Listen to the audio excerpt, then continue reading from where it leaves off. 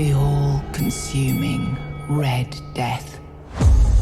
600 years ago, King Arthur led the Great Escape from the homelands, where our kingdoms were ravaged by the plague. Leading people to Avalon, he started the Age of Conquest and took the island from the Four Dwellers. Using the mysterious powers of Menhirs, together with Merlin, they cleansed the land of the weirdness, a primordial force of chaos and possibility. But now, long after the death of the king, Camelot is in shambles as Avalon fractures into chaos. Old legends are gone, and the weirdness is creeping back into our lands. The bleeding heart of the plague has started beating once more, and the Red Death has returned. Rulers of the island Asylum, an order of the Red Priests, are desperate to stop it by any means necessary. Rotting in one of their cells is a stranger who might bring a spark of change to this cursed island stuck in everlasting autumn.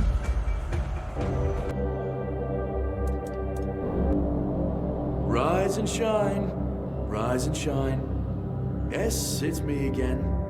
And I hope this time you'll cooperate without me needing to repeatedly hit you in the face, eh?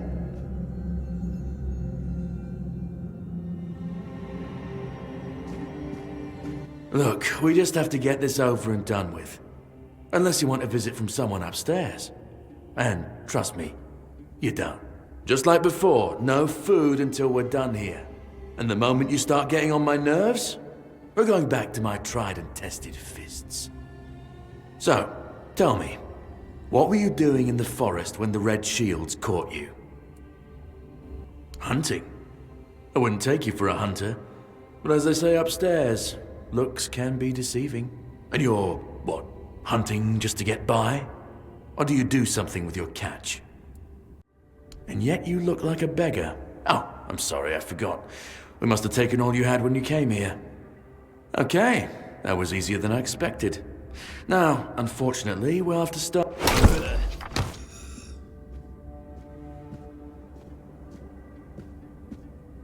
I've always found it puzzling that these people won't bathe.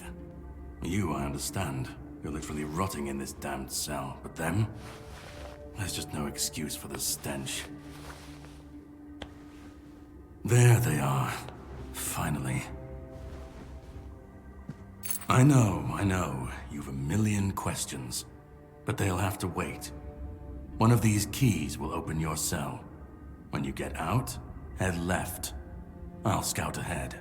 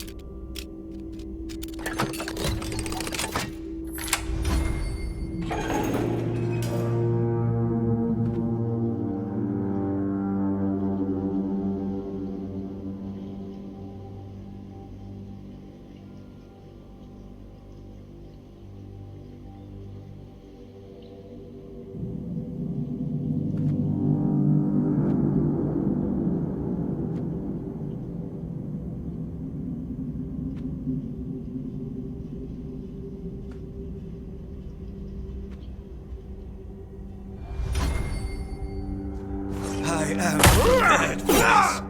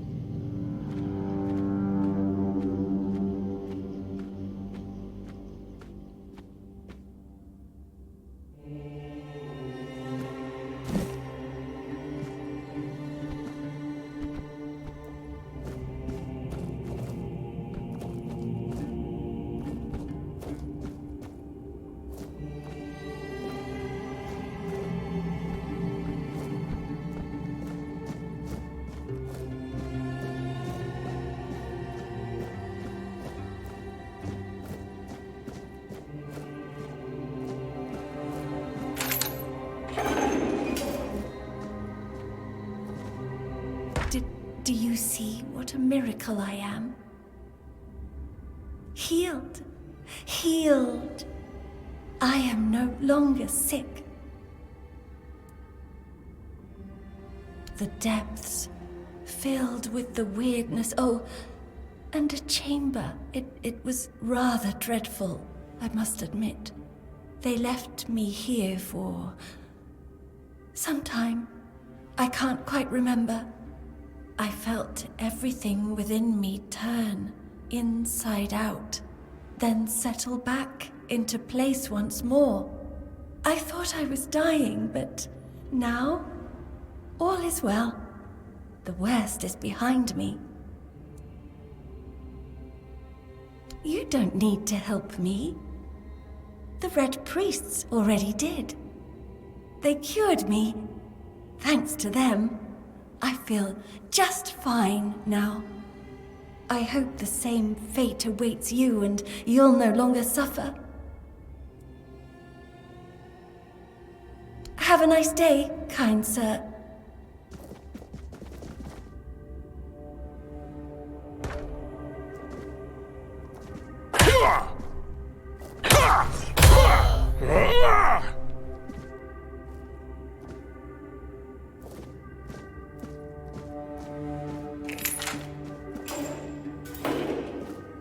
Drip, drip, drip. Do you hear it? Soon the king will return. I told the priests. They laughed, but they'll soon see for themselves. Drip, drip, drip. The storm is gathering. At last, the age of resurrections shall end, and then the once and future king will return. I cannot wait to behold his radiance, drip after drip. With each drop, it gets closer and closer. None of us are free. We are all bound, all bound. And to go? No. I don't want to. I found my place to await the king. You can go if you want, but you won't get far. We are all bound, all bound. Drip after drip, closer and closer.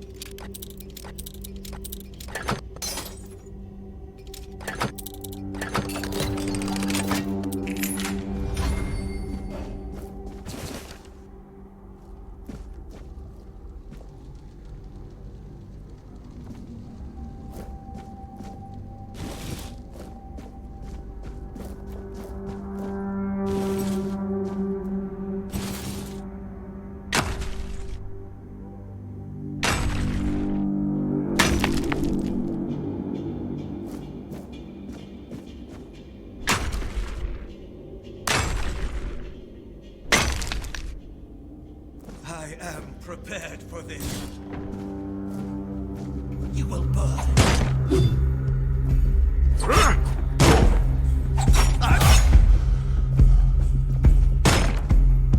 My resolve is unshaken.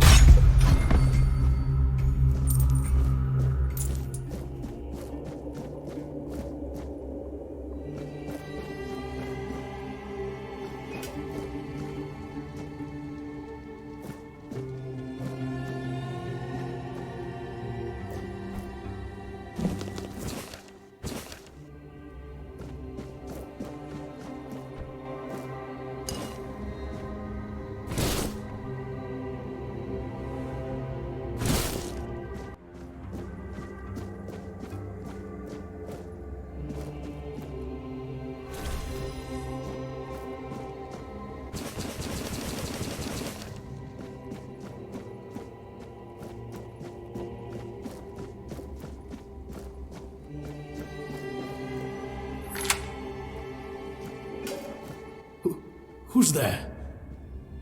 Forgive me, but my eyes fail me these days. You shouldn't be here.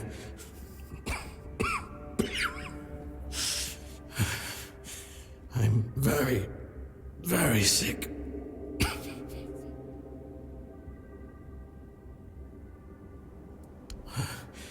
I am Brother Sirius. Your question suggests that you are not one of the Red Priests. Did you escape yourself? You really should have stayed there. We can't let the plague spread any further. Although, I understand. All of it. The patience. The madness around. Somewhere along the way, we lost ourselves. The mission to find a cure became a burden. I can't tell who you are, but I'm so sorry for all that we've done. It's a shame, but when you're fighting a losing battle, sometimes there's just no other way. When I discovered that I'd fallen ill, I asked to be placed in a cell. I sought to understand the experiments from the patient's perspective. To learn which stimuli provoke the strongest reactions. And I also wanted to equip my brothers with new tools for their work.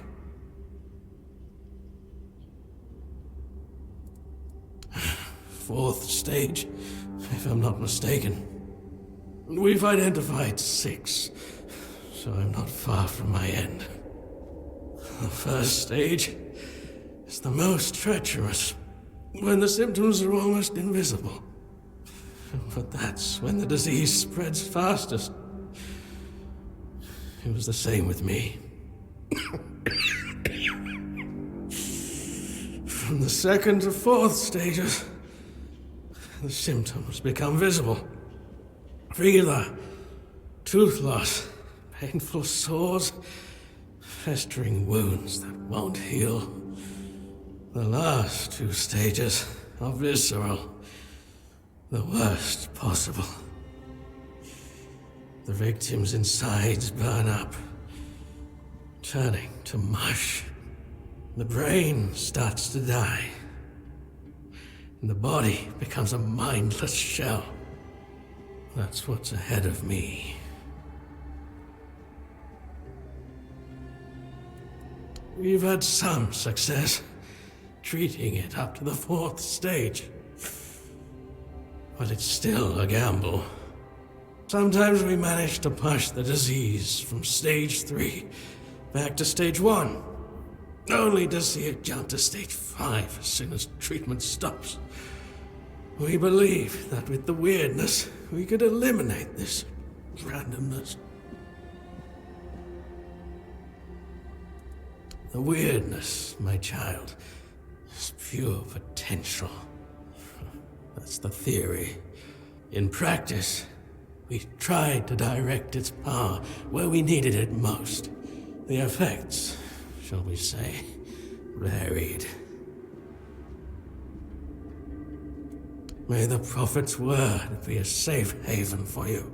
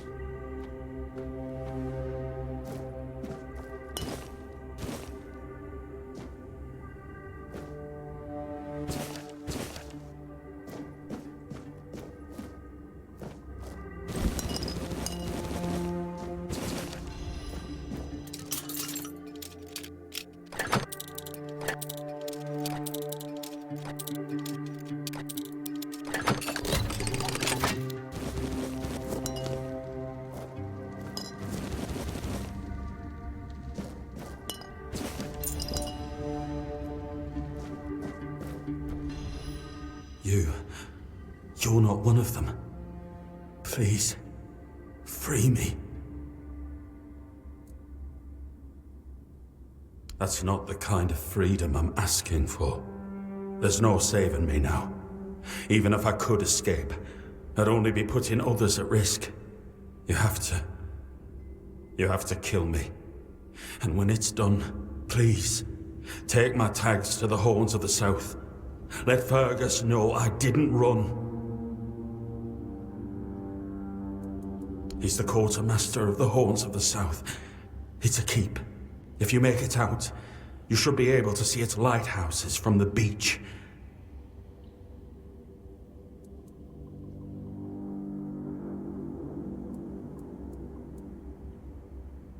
Thank you. May the All-Mother bless you.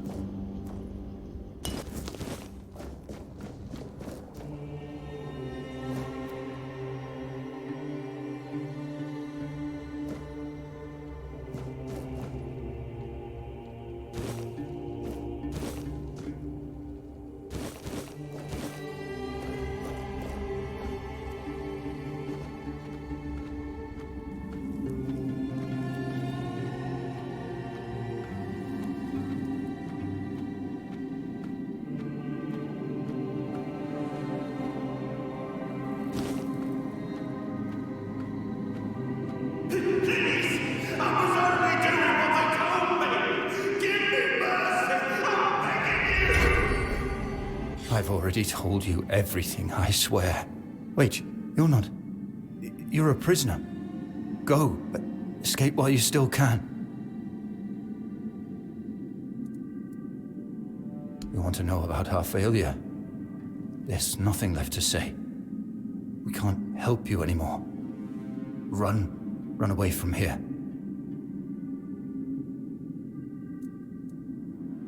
We wanted a better asylum. Something better than we had under Vaughn's control. He's the one responsible for the torture, for the sick experiments.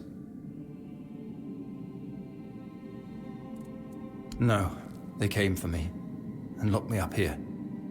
Vaughn's men aren't evil. They're just afraid of him. I'm not sure how long it's been. Days, weeks, I don't remember. It was all for nothing. Changing things for the better is rare.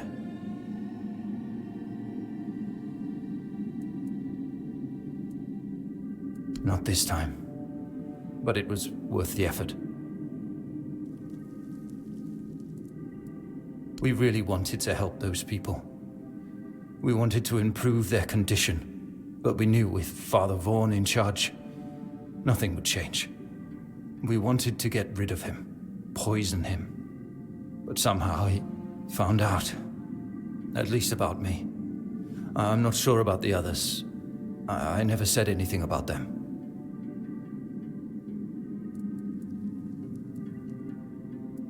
A traitor. Yes, but for a good cause. For the good of the patients. One sacrifice instead of dozens. No, I won't make it. Besides, they threw me into a cell that once held a patient in the final stages of the disease. I'm probably sick already. Go. Don't worry about me. I'm not worth it.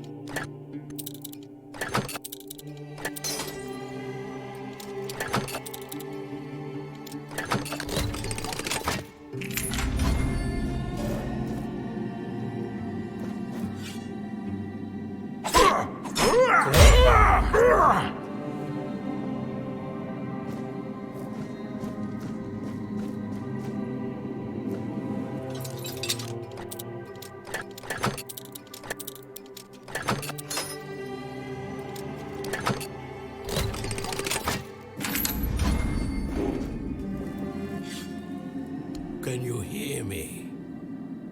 Hear me. Can go now. Now. Now.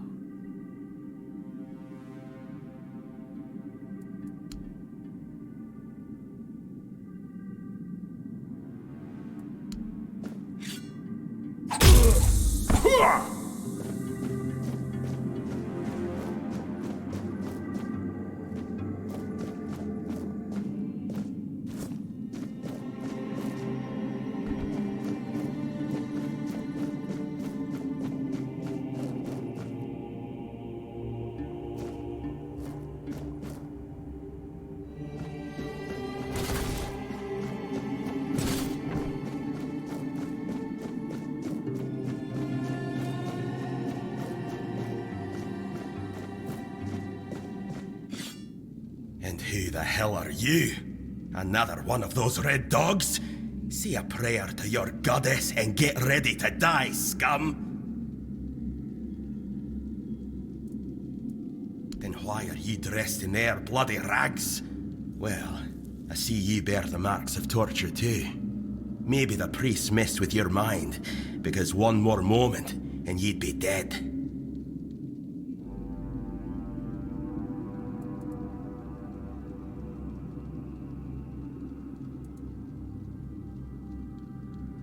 Was I the one doing the torturing?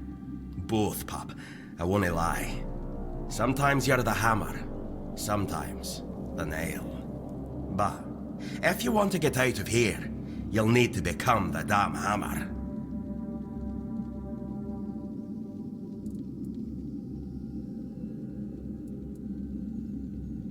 With great bloody difficulty, that's how. Those bastards laid a trap, hoping I'd be easy pickings. They ended up needing damn near a full army to take me down.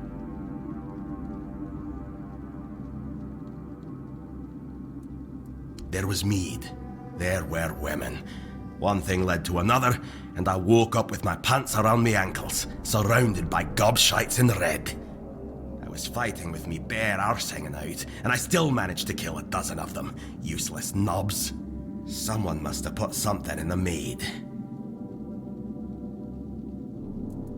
Conquer, from the Dalriata, pup, if you hadn't already guessed that much.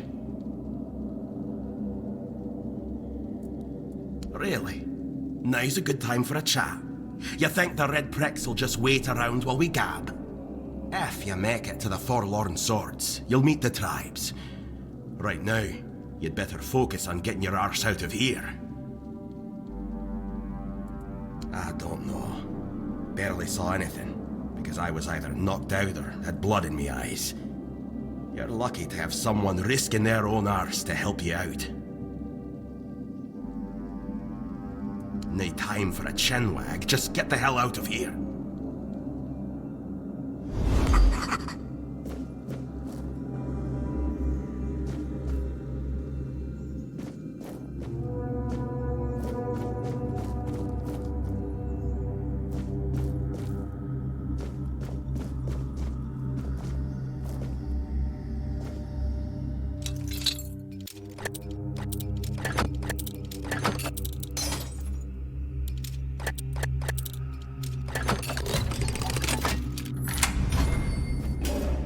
Trying to escape, my child? That's very brave of you, I must say. Escape? Me? But this is exactly where I should be. I appreciate your offer, but I believe fate has brought me here for a reason. That's why I'll stay and see what happens. Torture, you say? That's very interesting. I haven't experienced any torture here. I know that whatever ails me, the Red Priests will do everything they can to heal me. I doubt that. You'll soon see that things aren't always what they seem at first glance. This way of thinking has never failed me. Safe travels, my child. May fate be on your side.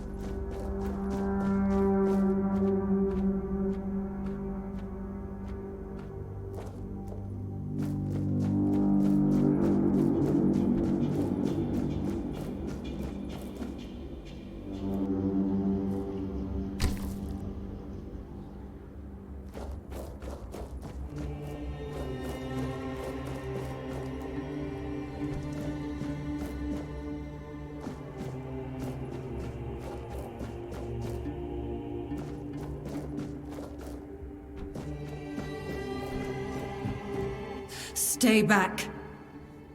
I may not be in top shape, but I can tear you to pieces if I have to.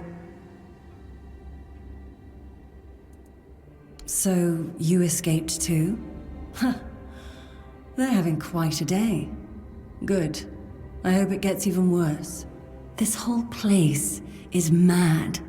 From a safe distance this time. They play with powers they don't understand. Trying to wrangle the weirdness into obedience is a fool's dream. The weirdness might listen, but blind obedience is not in its nature.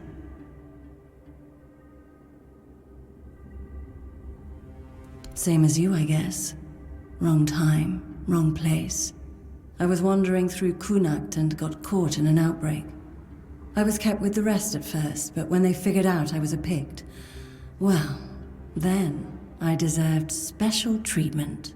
One of the priests took me to a place so thick with weirdness, it scared me.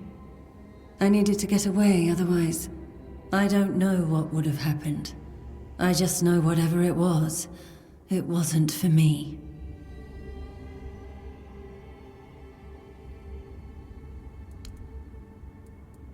Why indeed? Perhaps it's a test of patience. My hair tangles mercilessly around them. I even need to wear head wraps to hide them. I hate wearing head wraps.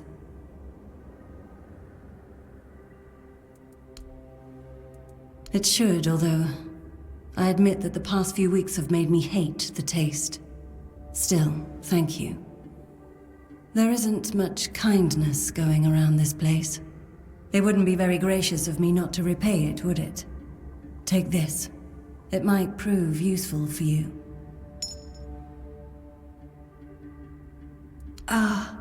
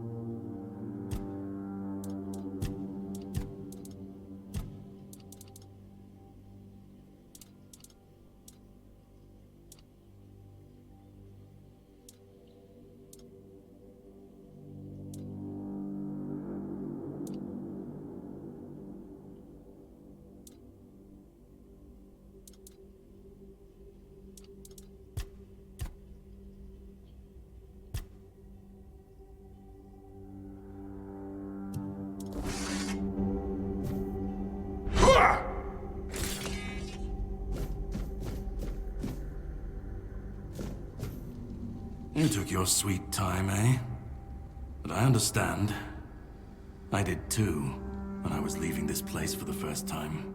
You have to admit that the Red Priests are quite resourceful. At least when it comes to death and dying. Great question, truly. But in case you hadn't noticed, we're still within the walls of the island asylum. When we're out, then we can talk. I'm told this path leads to the beach. I'll wait for you there until dusk. Good luck.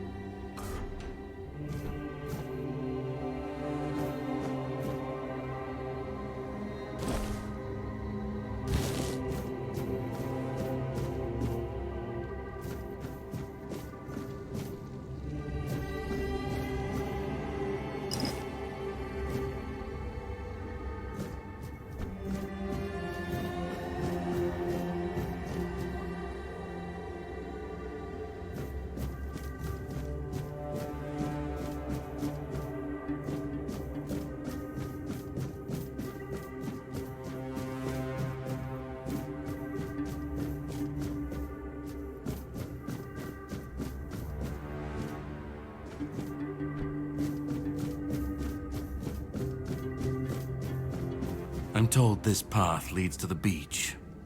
I'll wait for you there until dusk. Good luck.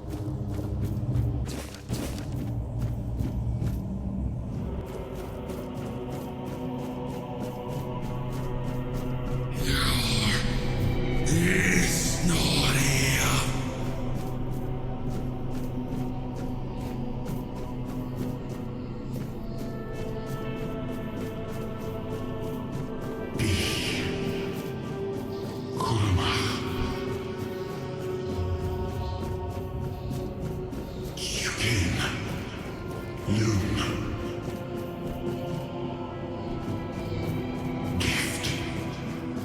Peace. Fear. Not.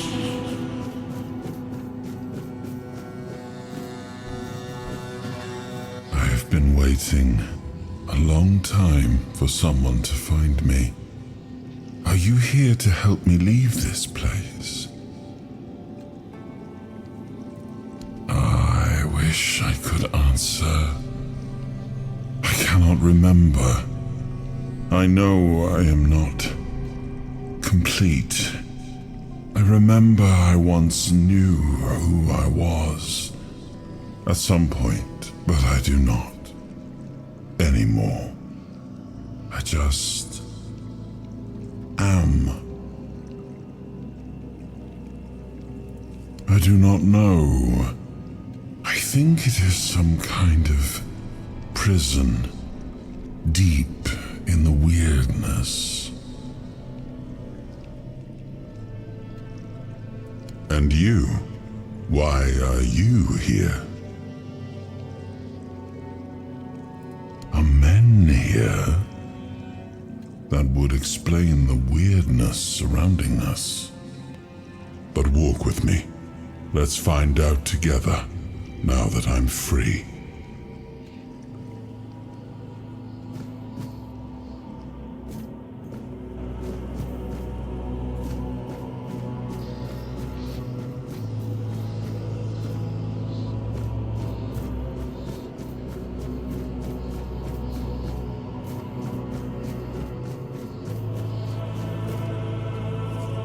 I remember arriving on the shores of Avalon.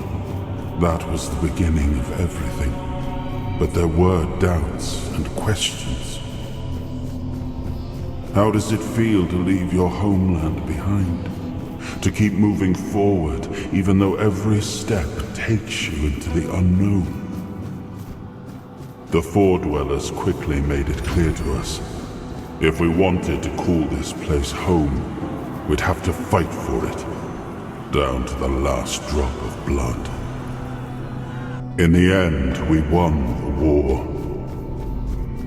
Merlin stole the sacred flame of the Four Dwellers and ignited the Menhirs, driving away the mist and clearing the nights of weirdness.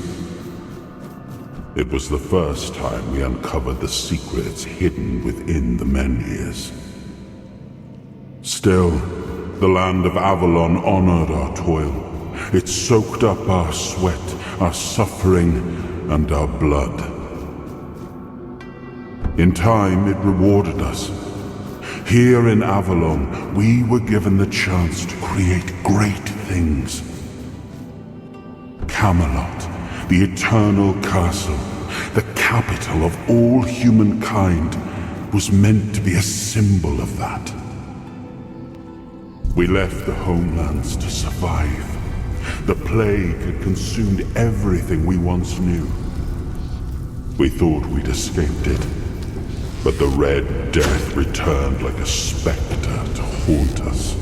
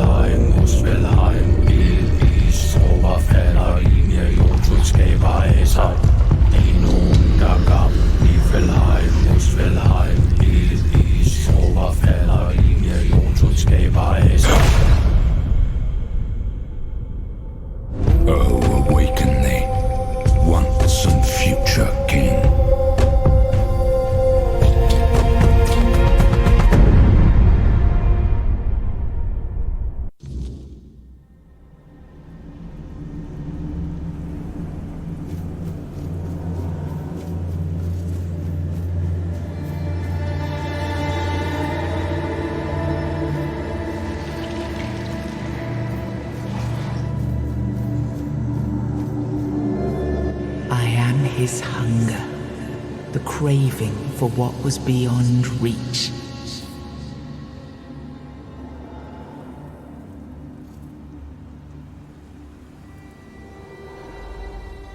I am the price paid for touching the unreal.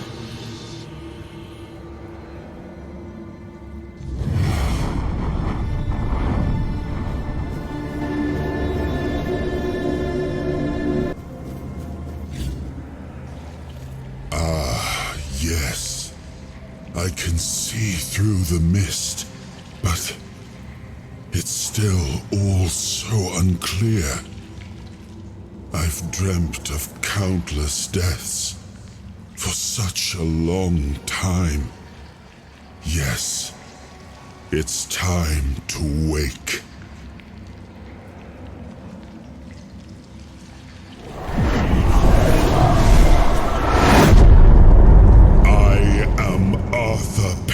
Dragon. I led humans to Avalon shores. I built the great halls of Camelot. Thank you for bringing me here. I believe I owe you, young one. I appreciate it, but let us leave decorum and honors for times of leisure. For now, we need to make way for Avalon. I have to see my kingdom again. I trust you'll accompany me, or would you rather stay in this wretched place?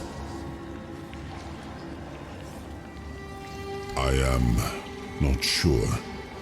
Yet I learned to be grateful of fortunate outcomes, even if they come unexpected.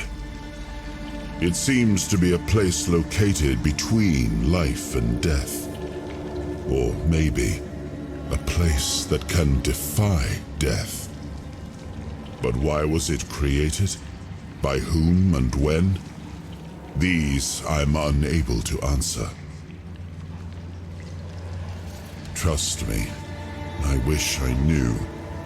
I remember death, then darkness, a terrible loneliness, ages upon ages of solitude, And these are all the details I have. Perhaps, in time, I'll remember more. But that's enough questions for now. Let us walk together and see the kingdom forged so long ago. After years of struggle, my people in Avalon finally live in peace and prosperity. I must see the legacy of the Age of Conquest with my own eyes. My Camelot in all its glory. What is happening? No!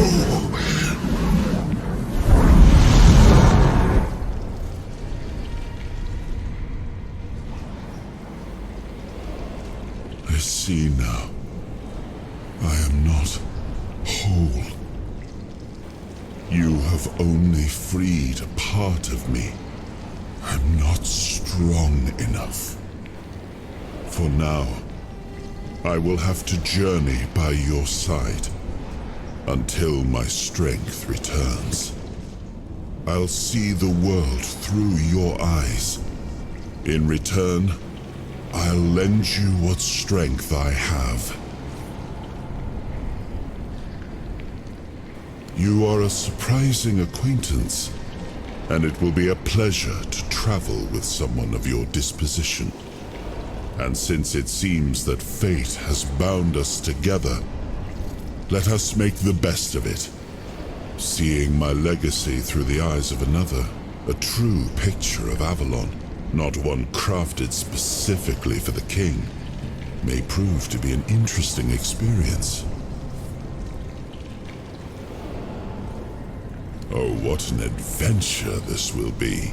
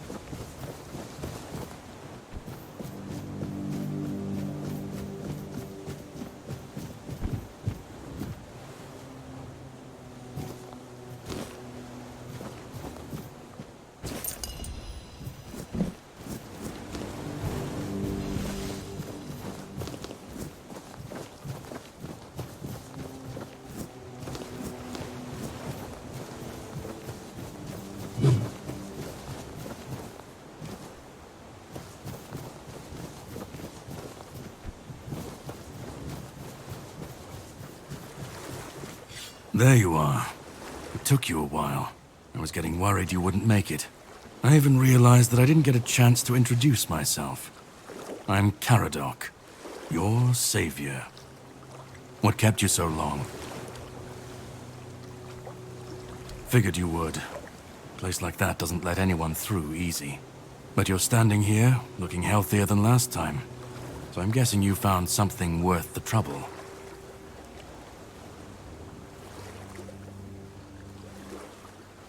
You found him. I'm truly sorry it turned out to be you.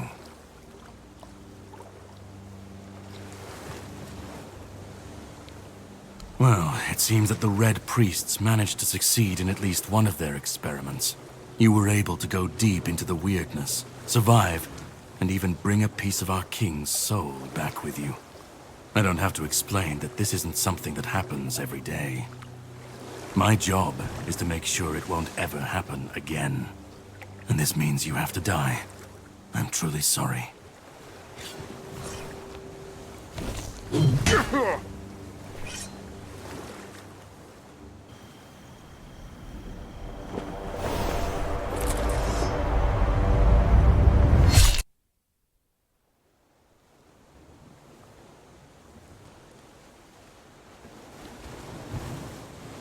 I'm sorry, but that had to be done. It shouldn't leave any lasting damage.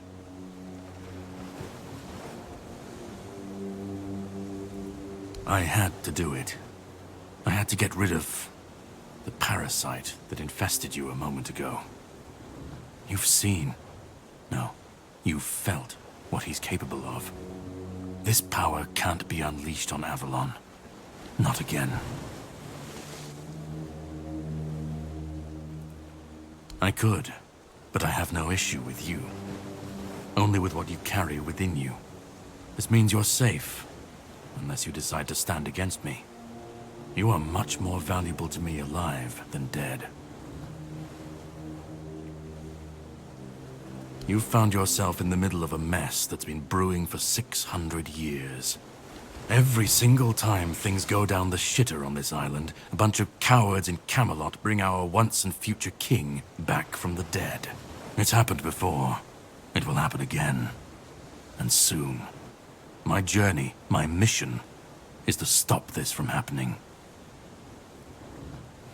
No, but thanks to you, I finally destroyed a piece of him I couldn't have reached otherwise. And from where I stand, that's progress. What the Red Priests did to you must have been horrible. And yet, you've gained a unique ability to contain Arthur's powers within you. And what can be contained can be killed. That is why your assistance might be of help on my journey. My goal is to destroy King Arthur. To get rid of him, once and for all. There are pieces of his soul scattered across Avalon. I could use help in finding, collecting, and destroying them.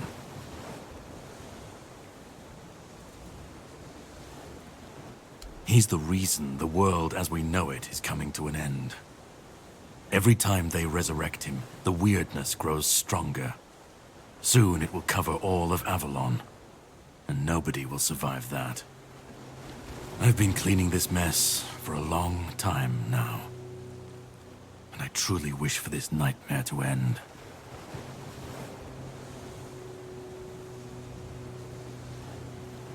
I stand against the most powerful being Avalon has ever seen. This requires caution. What would you do were you in my place? Kindly ask your target if it wants to be killed. Please. And if you really must know, the spell I used on my sword couldn't have harmed you. I knew that, you were surprised, I got the upper hand, and now you're safe and sound.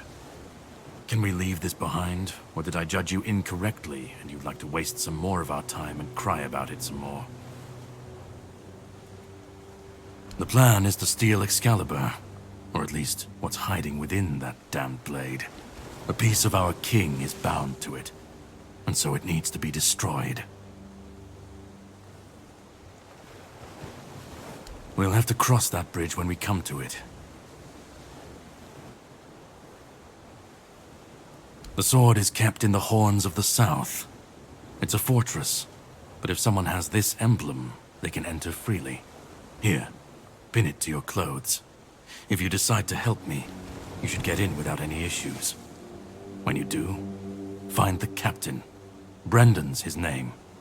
He'll tell you the rest.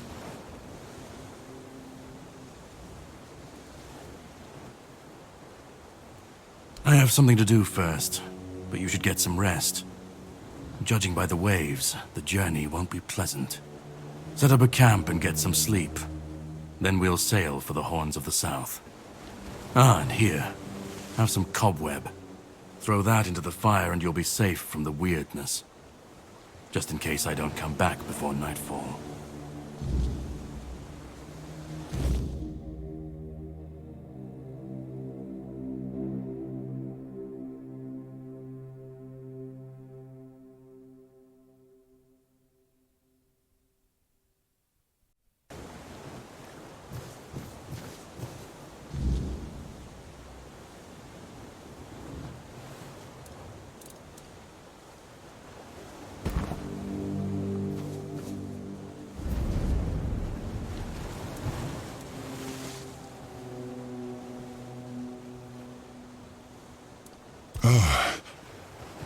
I should be gone.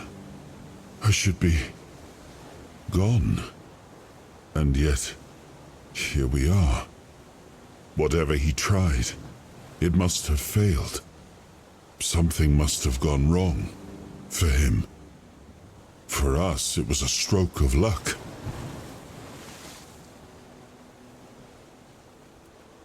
I felt him strike. For a moment, there was nothing. No weight, no voice, no self. Just silence. But then, you pulled me back, didn't you? Or have I never left? Hatred, yes. That much I understood. But why? What did I take from him that he would go so far? He speaks as if he knows me, as if he has seen something I have not. And yet, I reach for it, and there is nothing.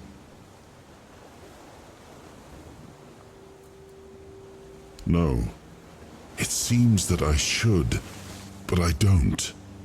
He knew me, spoke with certainty, with anger. But to me, he's a stranger. If he was a part of my past, then that past has been taken from me. I need to regain it.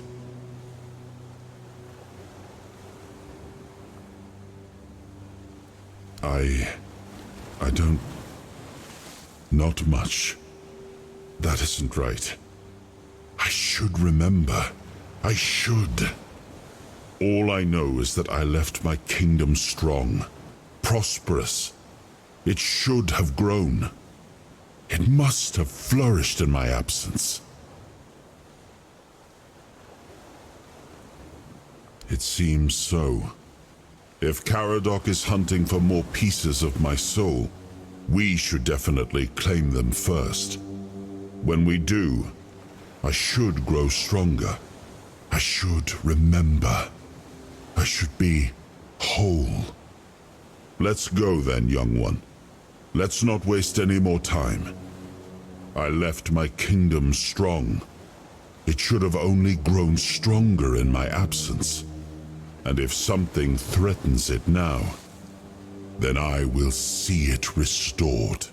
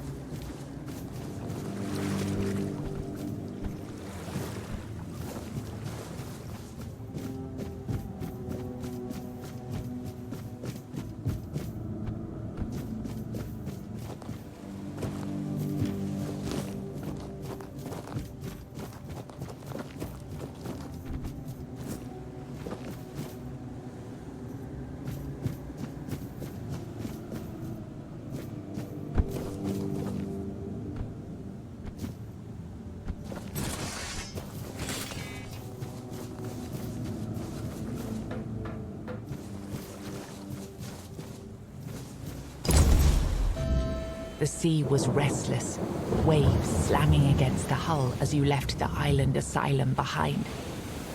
Caradoc's boat cut through the black waters, its course set for Avalon's shores. Then the deep stirred. A shudder ran through the vessel from neither wind nor tide, but from something far below. A presence, ancient and watching. And then it struck. The boat lurched violently, wood splintering as the sea itself rose in fury. A shadow moved beneath the surface, vast, coiling, inescapable. The next wave swallowed everything. Darkness took you. Salt filled your lungs, and then light. The crash of waves, the cold kiss of wet sand. You were alive. The sea had spared you, but not without a cost.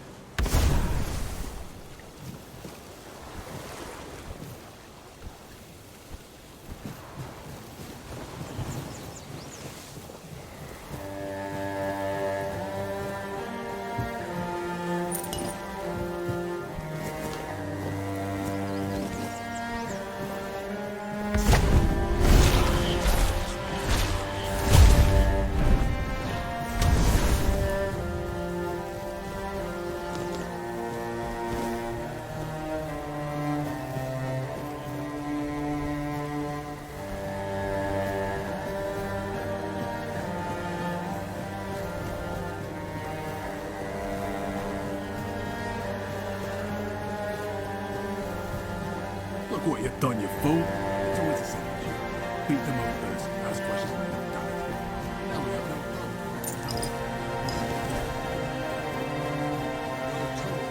Let's just take what he had and let's get out of here. What he didn't have, shut.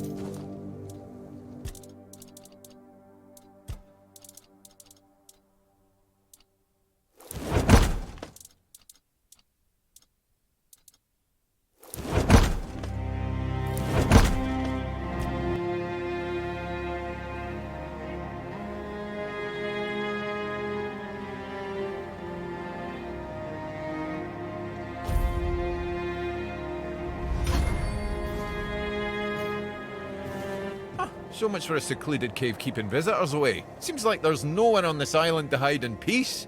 Ah well, since you're here, I have an important question. Do you have any food? I promise to answer all of your questions, no matter how annoying or asinine they might be. But first, do you have any food? Oh dear. Yes, food.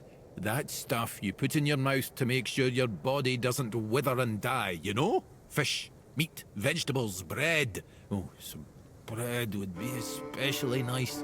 But I'll take anything, really.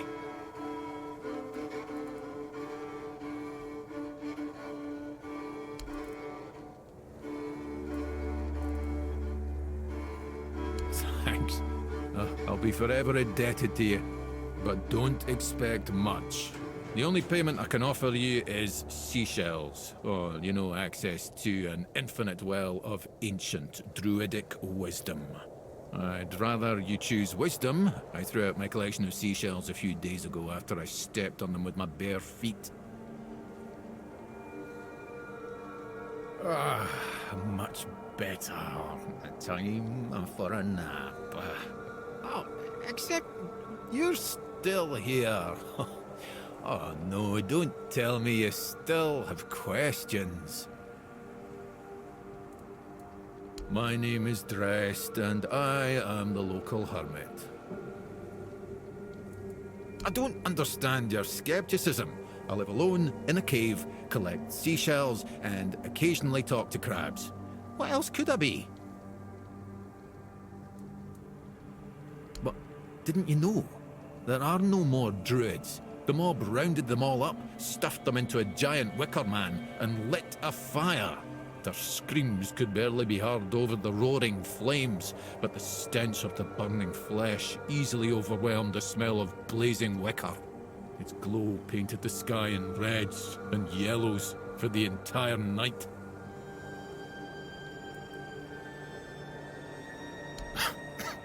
Don't be silly.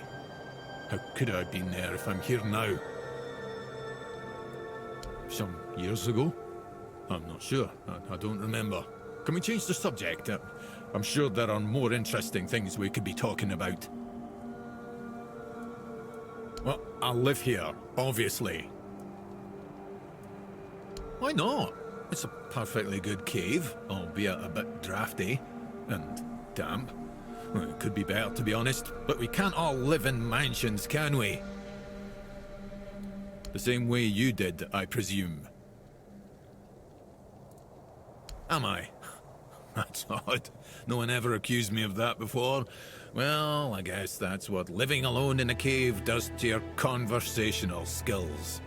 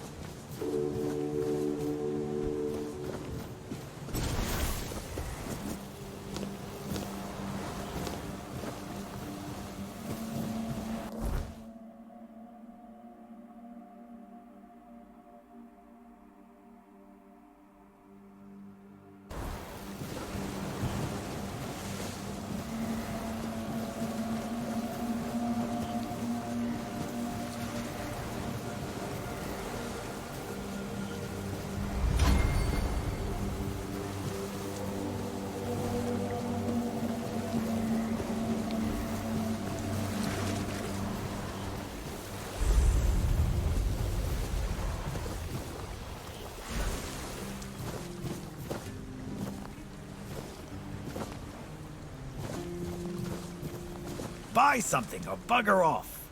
Unless you've already bought from Orla. Then just bugger off.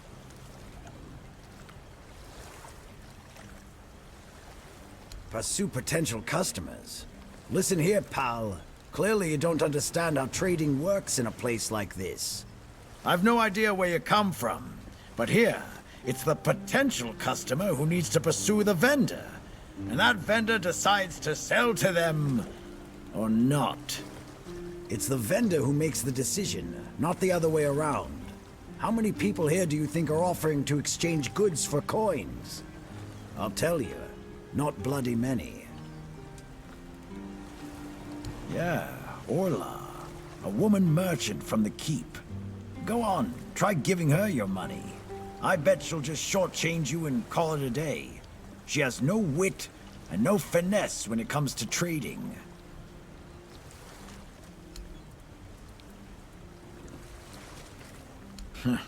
I wouldn't mind knowing that myself. She stole a lucrative business contract out from under me and my family, then made herself at home here. Damn those Timberwall merchants. Everyone's always yammering about Timberwall. Timber this, timber that. Bugger them all. Remember, good business, only with Connacht. Fair prices, no bullshit.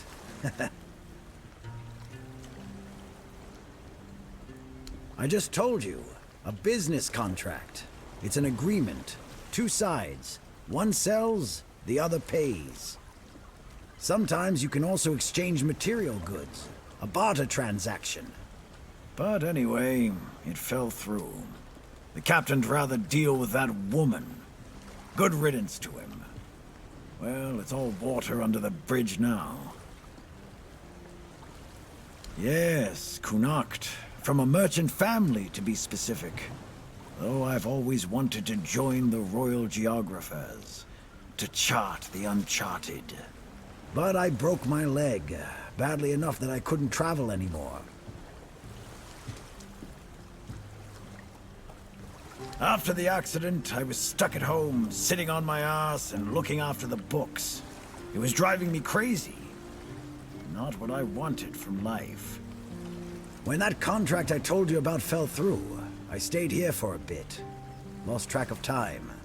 My brother got worried, so he came looking for me. I told him I'm not going back empty-handed. So he said we might as well do business here then. He helped me set up the shop, then left for home. You've never heard of them? They're a guild of explorers, dating back to the Age of Legends. They travel across Avalon, documenting all the lost and forgotten places, crawling through hidden caves, discovering old ruins.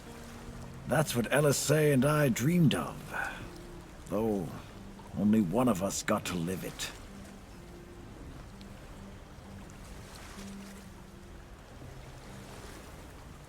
Oh yeah? Maybe you wouldn't know a good thing if it bit you right in the ass. I swear, people these days.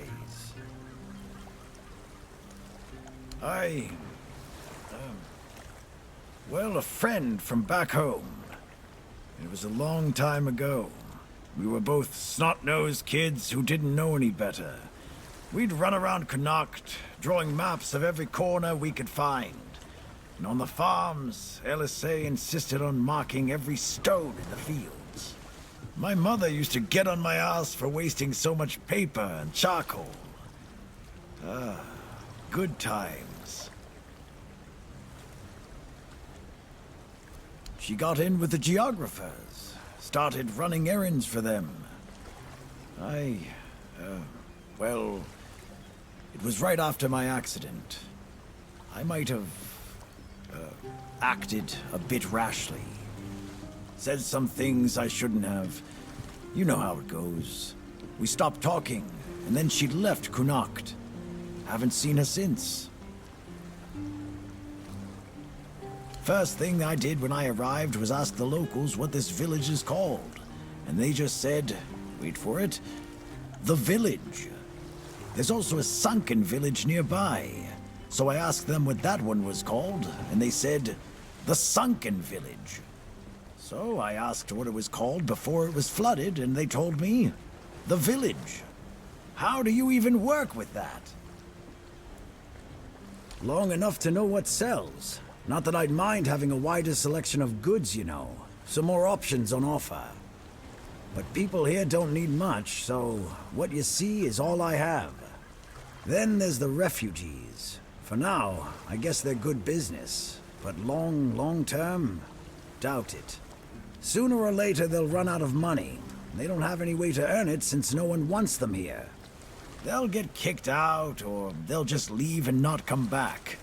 But there'll be others around to keep the businesses running, more or less.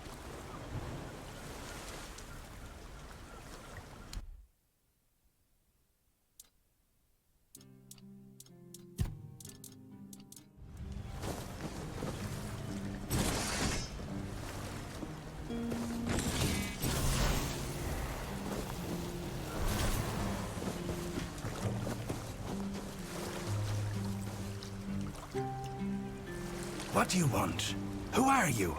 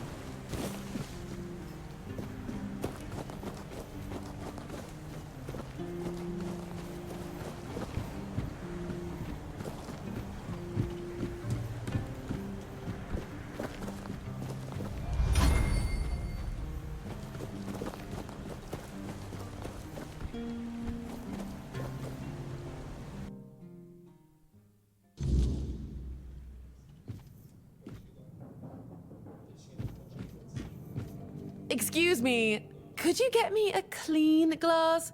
And I mean clean, not just wiped 3 times with a dirty rag. I'm not sure. I don't mean to say that you peasants all look the same, but you have to understand it's quite difficult for people like me to tell anyone apart in this dreariness. Especially since there seems to be so many people like you here. I thought the South was supposed to be more secluded. My name is Alyssa Murray, and I'm here with my husband, a very important cloth merchant. But surely you must have heard about our family. Not to brag, but we are rather prominent. I am famed amongst Camelot's courtiers for throwing the most magnificent feasts. Thank you. I designed it myself. I wanted to blend in with the people of the South. The savage tribes, the brave lightkeepers. I wanted to make an homage to them with my new style, and I do believe I've succeeded. I can feel everyone here gazing at me with awe.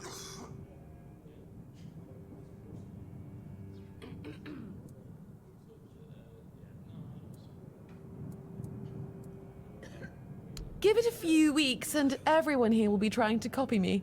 It happens in Camelot all the time. It's almost insufferable. Well, my Duncan is here on business, of course. A very important contract with the Lightkeepers. I decided to accompany him because I have never been to the South, and I've heard so much about its wild, untamed beauty. So far, it's turned out to be terribly dull. And the smell! It's like stale fish and sweat. Hopefully I don't have to suffer it much longer. Pray, tell me, do you know anyone here who would run a small errand for me?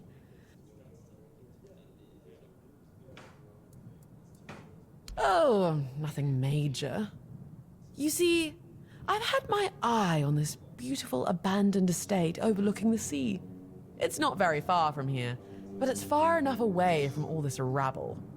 If we stay here for a while, I need a place for myself. You understand that, right? No offense, but I can't keep living in a filthy room at an inn. When I asked the innkeeper to draw me a bath, he brought me a bucket. A bucket! Can you imagine?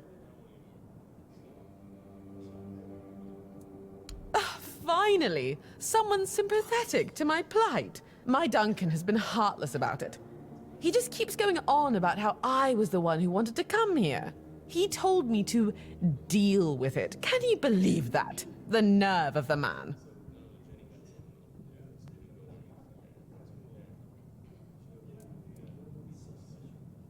Well, what he doesn't know can't hurt him, can it? He should be glad that I can take care of myself. I'm not like the other high-born women, sitting around waiting to be handed everything on a silver platter. And besides, he knows better than to say no to me. Fine. The problem is that the manor appears to have some occupants, not legal ones, mind you, who need to be evicted. Forcibly, if there's no other way. You'll do it for me, won't you, dear? Splendid. I can't wait to start decorating.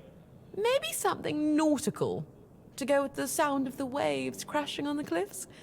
Or do you think that's a trifle trite?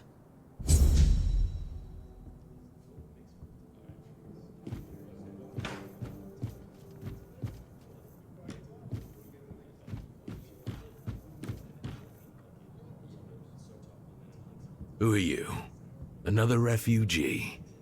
This place is already crawling with your lot. It's like a Camelosian privy after a feast. In my day, you only saw old familiar faces round here. And maybe we didn't all love each other, but a local is a local. It was easier to share with others, even when you didn't have much.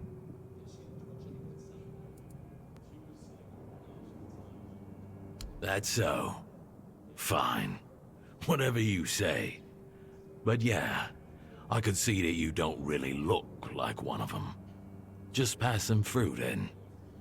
Shame it had to be now. Not so long ago, we just sat down and had a drink with the rest of the lads.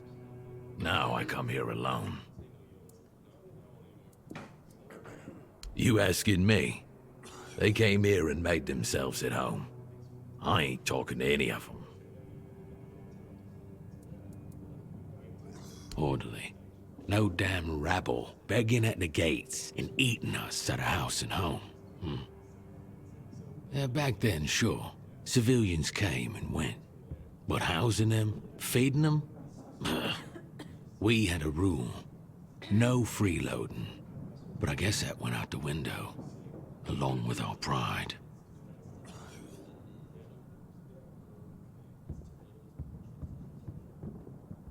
You watch your damn mouth. We did everything we could. I've said it before. We need a whole damn army to keep this region in check. And besides, how do you know these leeches are even telling the truth? Every village wiped out. Just like that? Give me a break. I don't want to talk about it anymore. It used to mean something to be a keeper. You could come in off the streets and keepers would make a man out of you.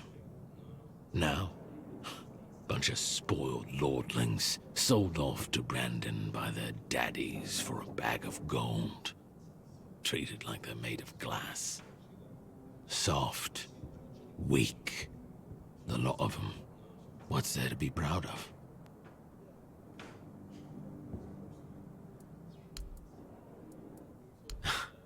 You see anything interesting around here? There's this tavern, and plenty of fish in the sea. Decent place to retire, but not much else. Well, if you're looking to sightsee, try the sunken village. Just don't let the locals tear you to shreds.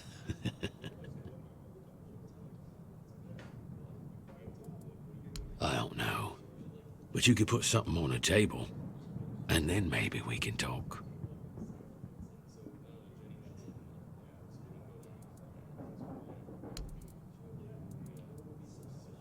Thank you. That's better. We used to come here, the three of us. Me, Berg, and Finley. But lately, something's gotten into Berg, and it all kinda fell apart. Hell knows what happened. One day he just stopped talking to us. We went to his house to get him, but he only cursed a blue streak at us. Say, mate, do you feel like talking to an old obla? I feel bad for him, but I've got no more patience. And Finley? Let's just say Finley's no good at this stuff. Now you're talking. Ever since he got so maudlin, Berg usually sits alone by the sea.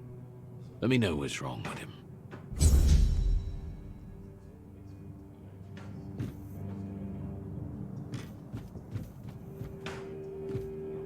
Beer from Kunacht, wine from Farshire, moonshine, only local, the best there is. And fish, lots and lots of fish. What's your poison? Stale fish? Yeah. Look around. You're in the capital of fresh fish. Unless you're buying from Heffen. I can't vouch for him. Here though, take your pick. All today's catch. You mean the old pier? Well, first of all, it's not that old. Brennan was already the captain when it was built. Why is it called that? Don't know. Probably because of all those old folks around.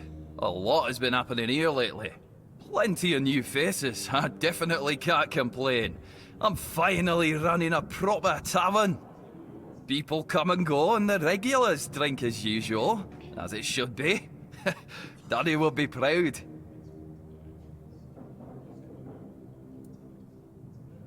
Hey, not here, obviously. You won't see your old man here unless your name's Dara. Mine sent me here because he hoped I'd make something out of my life.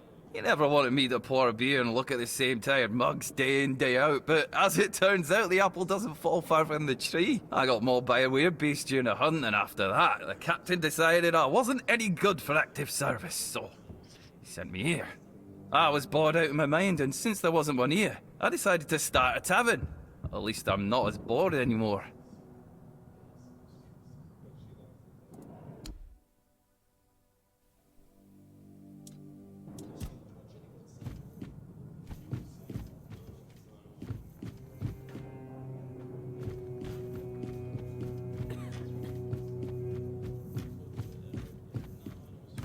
Hello, child. You look competent enough. I can see that you're not of noble blood. Oh, no need to tell me that. I have tutored the children of aristocrats from all over Avalon. Fortunately for you, my opinion of them is not particularly high. Oh, and you don't look like one of the locals. Are you a visitor? Or an adventurer?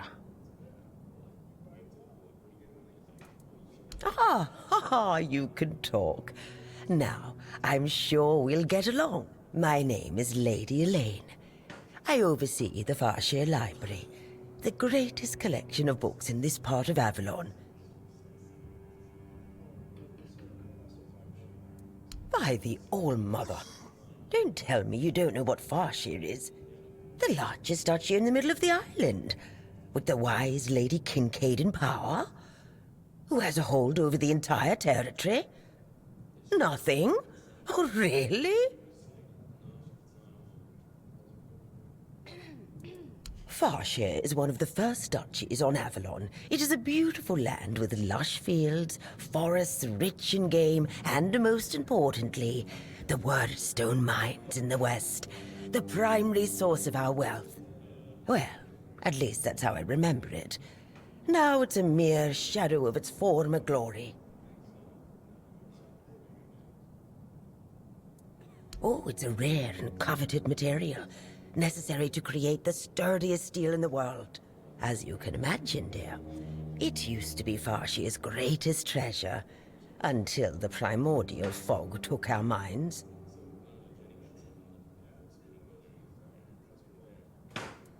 I know, child. I know. Everyone was surprised. Camelot turned up their noses at this for years. But after Lord Kincaid died and Aidan, Lady Kincaid's son, disappeared, the nobles of Farshire decided she could stay on the throne. Even if Aidan had been alive, she would still be ruling as a regent until he came of age. But between you and me, he wasn't a very bright boy. So she would have been ruling until her death anyway. Oh, we're lucky to have her. Difficult times require determined leaders.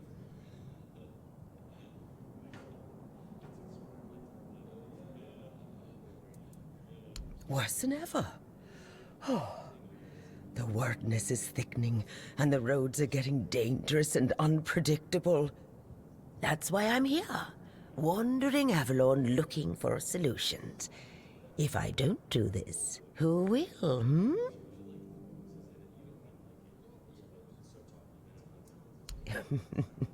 You're probably wondering what a feeble old lady who can't even lift a sword could possibly accomplish. But King Arthur didn't conquer Avalon just because he couldn't swing a blade. No, he had knowledge, and enough wisdom to know how to use it. Lady Kincaid wasn't happy when she found out about this idea, but all mother's mercy, I am her tutor. She cannot dictate what I do, no matter her standing. Oh, do you mean a family? Oh, I've never had time for such trifles. No suitor was ever more interesting than a good book, nor did any of them smell better either. And I've raised enough of other people's children to never wish for my own. Oh, surprising.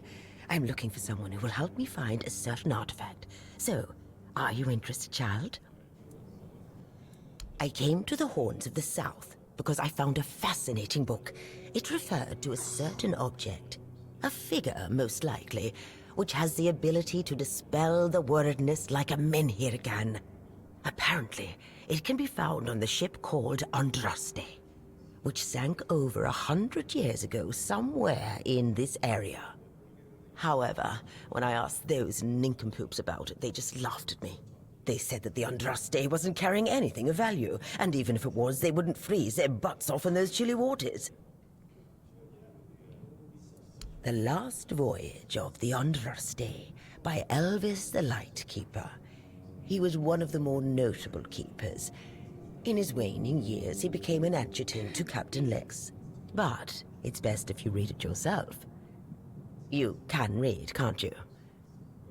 But just be very careful. This is a very rare publication. Read it very carefully, and after you're done, come to me, and I'll tell you more. A deal?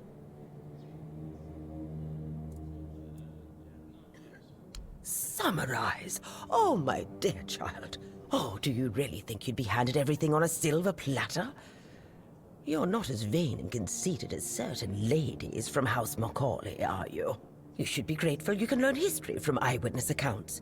No, I'm not going to summarize The Last Voyage of Andraste for you, and don't ask me again, unless you want to make me very angry. Ah, and they say young people don't want to learn anything. Come on, chop, chop, chop, get to reading.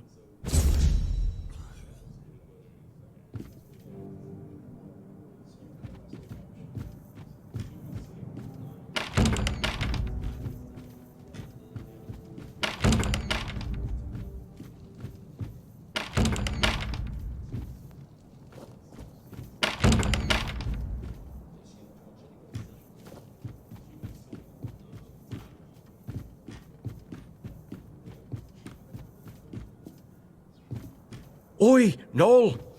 What if I pulled Excalibur from that?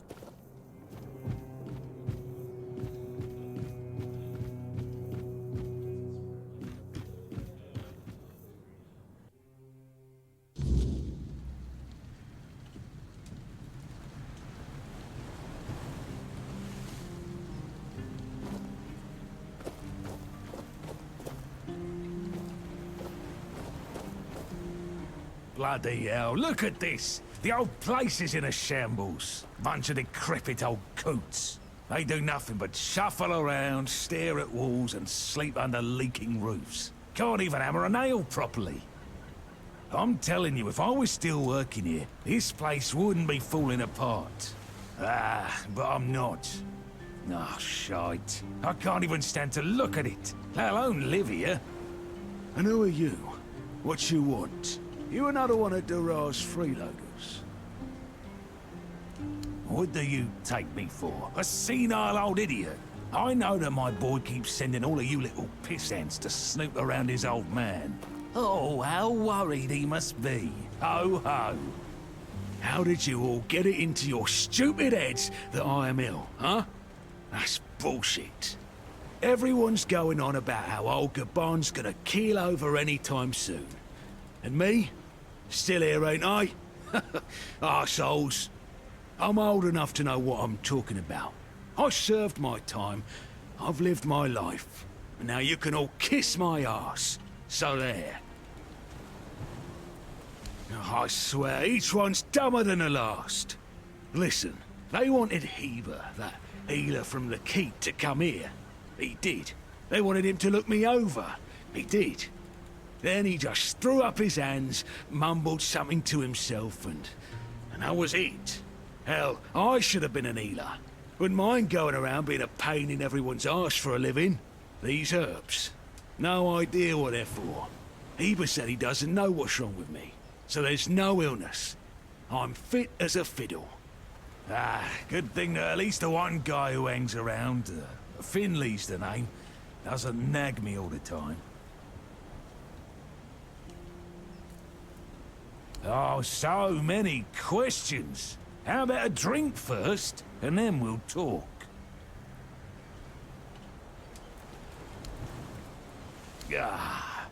So, what was your question?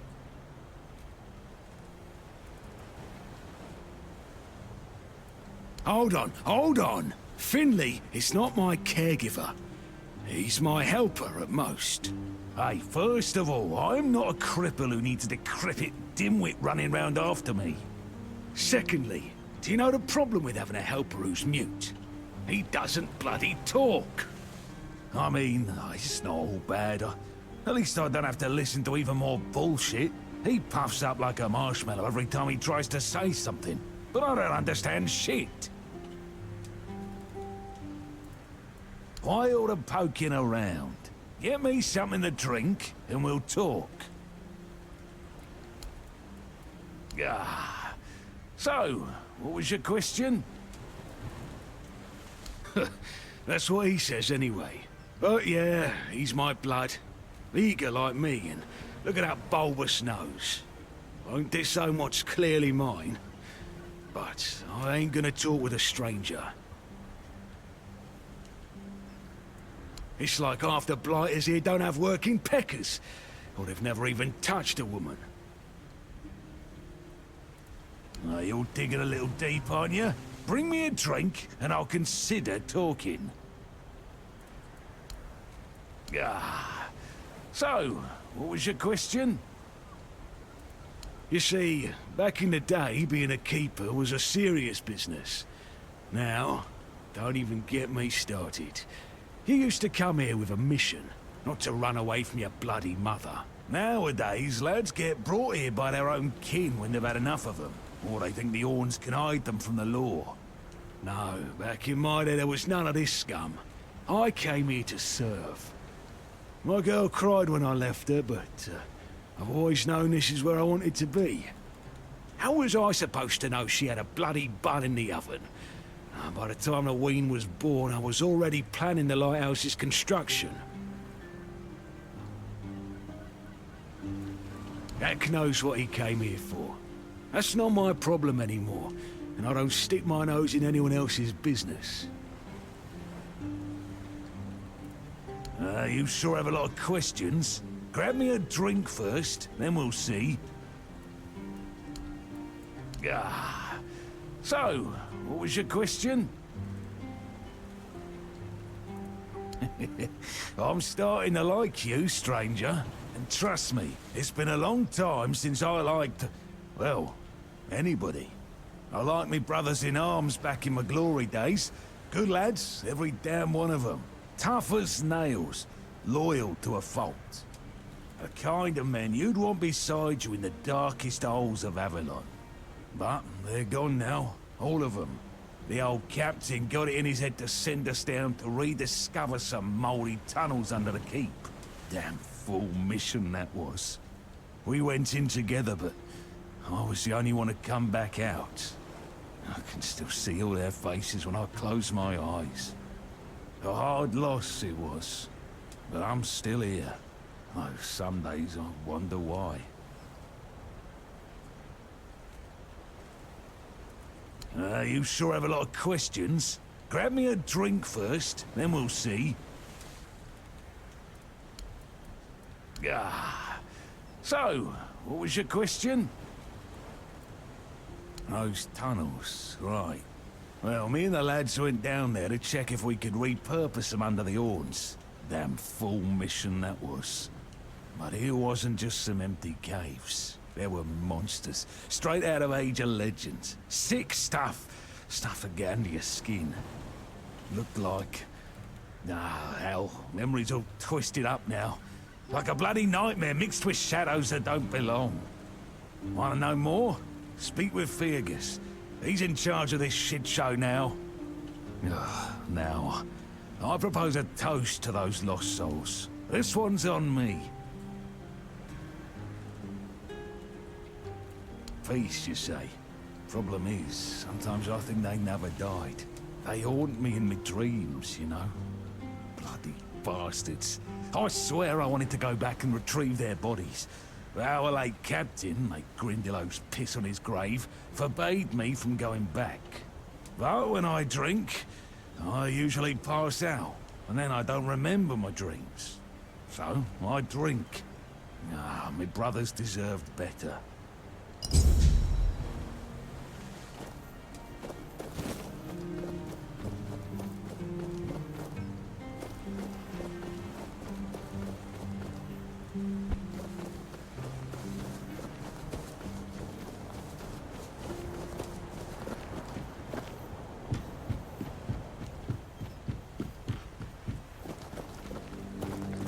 My poor Morris.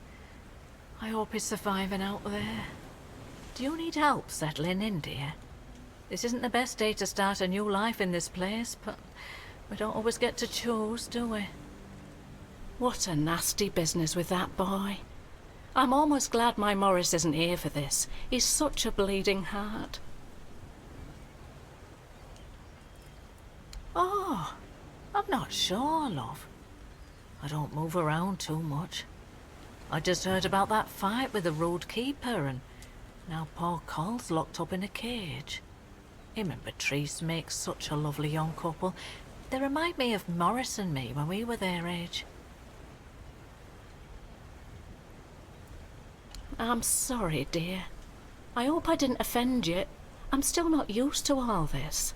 You see, I was born in Little Grove and thought I would live out the rest of my life there, working in the orchards in the mornings and drinking warm cider with my beloved in the evenings. We never wanted to see the world. I guess sometimes the world doesn't give us a choice, does it? That's what people say, but I never agreed. I weathered many storms with my Morris, coming out stronger each time. Avalon taught us to cherish the little joys of our everyday life. Without those lessons, we wouldn't have survived what happened to our village. Little Grove was raided by bandits, a local gang that had been terrorizing the area for months, growing in numbers with each raid. Their leader, Bald Kate, they called her, somehow got hold of a branding iron used to mark outlaws. After pillaging a village, she'd brand some men and women of her choosing. That way, Kate made sure nobody would ever help them, and that they'd have no choice but to turn to her if they wanted to survive. My Morris used to be a skilled tanner. I guess that's why she picked him. It is, isn't it? Kate is nothing if not resourceful. It's a shame she doesn't put that talent into helping people instead of hurting them. I don't know. The keeper at the gate turned Morris away because of the brand on his face.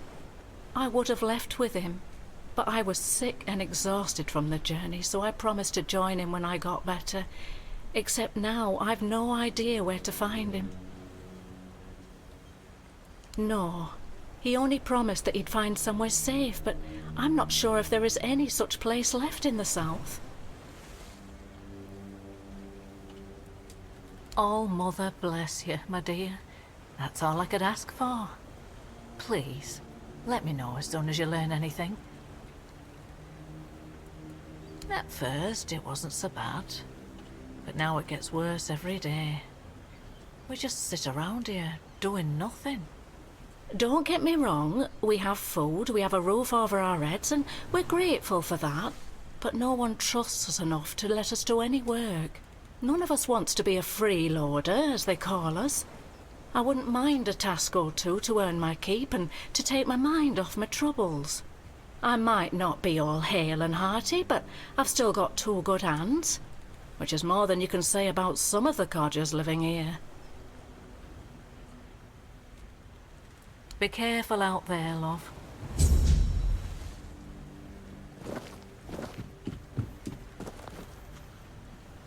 Nothing changes. Nothing ever will. I've already told you I'm not going anywhere. If you want something from me, then... Oh. I don't know you. I'm Dugald. You're not one of us. And you're not local either. You could have chosen a better time to come here. Kind of poor ambience, if you know what I mean. Well, at least we have a roof over our heads. My boy Frank and I came here with the others. We left our village because... we had to. Well, I had to. But Frank is a good lad, so he came with me. I took him in, you know. Found the poor sod at the mill, sleeping in the hay. He was chilled to the bone back then. But I could tell he'd be a strong lad once he thawed out. He used to help out on the farm. He's young, but he already has a couple of tattoos. Tribal ones. Means he must have been cast out of the Del Rita. At first, the people in our village gave him dirty looks. But then they realized he wasn't a bandit. He was a good, hard-working kid. Then they started to treat him as one of their own.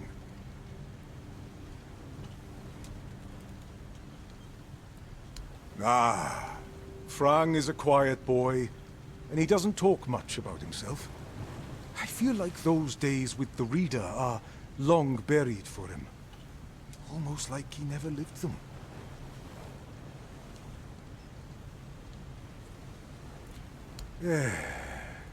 Roscree. Few shacks and a small field of grain. I was a miller back there. My daughter married a good, hard-working man. Eventually, I gave them the mill.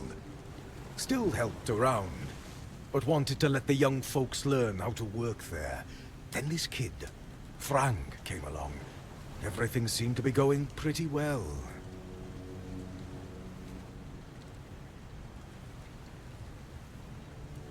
Of course, something happened. Life here can't just be bearable. Oh no. Everything has to get screwed up somehow. That's the way it goes in this cursed land. My dear Trina and her bairn. Hey. They got caught by a weird beast. I started to hit the bottle and Finally, my son-in-law kicked me out. I left Roscree, and so did Fran. He says he has some kind of life debt, and he won't leave me alone until one of us drops dead.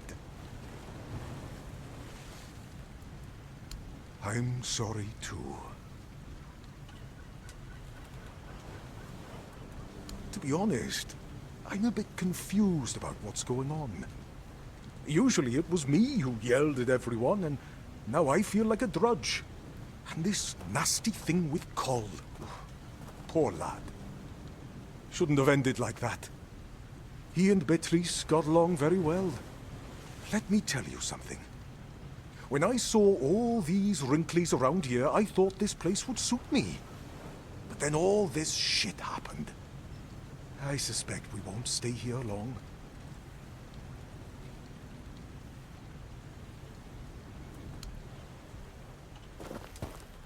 Something happened. Frang listens. I'm not from anywhere. Frang is attached to nowhere. I found a home with Dugald. I owe him a life debt. Frang was never a dull reader. Not without a name. Without a name, you are nobody in the tribe. Like me. And if that lasts too long, you must leave. I left and became Frang. Frang. A name, and not a name. Nothing happened to Frang. A stray, taken in by a miller. That's all. Frang cannot be a Dalriada. His mother was. But the tribe decided that he was not worthy of a name. That is why he is not of the tribes.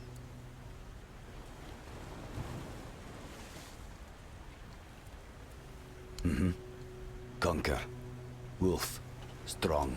Important name. Not seen in the south for a long time. Must be dead.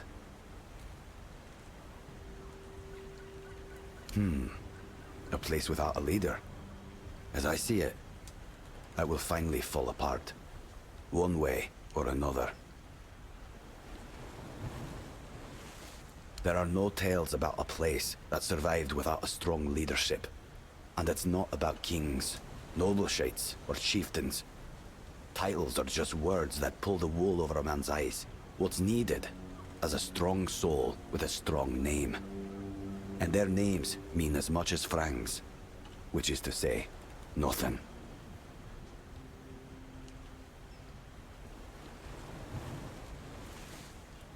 Now they're a bit like Frang.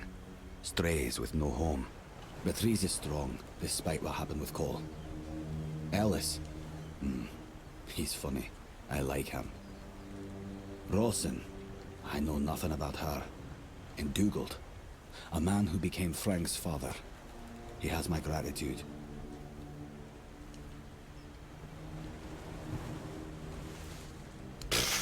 Don't bother.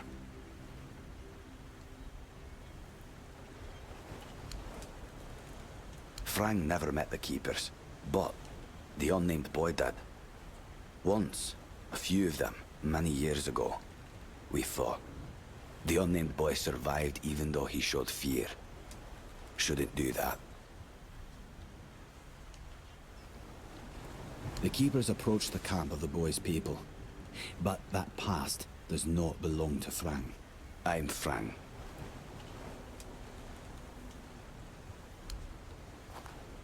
Nothing changes. Nothing ever will.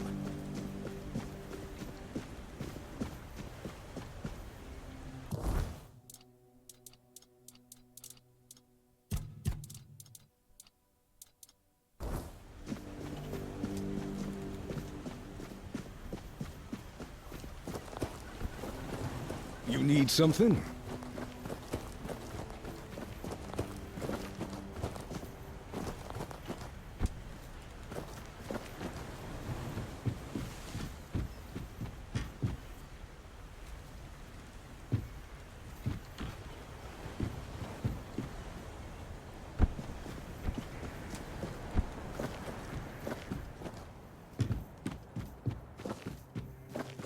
Oh, Mother have mercy. Not another one. If I let you pass, will you promise not to tell anyone? That you came through the village? Because I should have caught you right on the beach and asked what you're doing. And now that you're here, it's a bit late for that. That's just my luck. Take the post, Tiernan, they told me. You'll be looking after a village full of old farts. That's practically early retirement, they said. What a load of crap. There's always something. If it's not the deck falling apart, it's a refugee running around biting people. Ah, yes, that old house. That place has been empty for years. The story goes, the last owner, Keeper Galen, threw himself into the sea one stormy night. Some folks whisper of curses or restless spirits, but I say it's just talk. The captain put it up for sale ages ago, but no one's had the guts or sense, if you ask me, to take it. If you're thinking of buying it, go for it. Make it your home. Every house deserves someone to fill it with life again.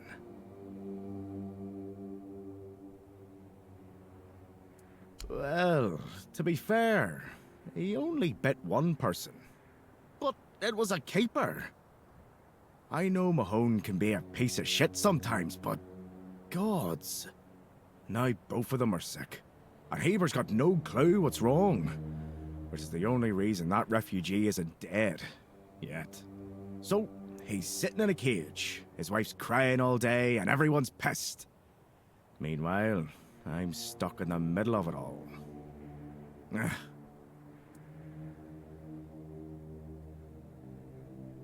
No need to tell me that.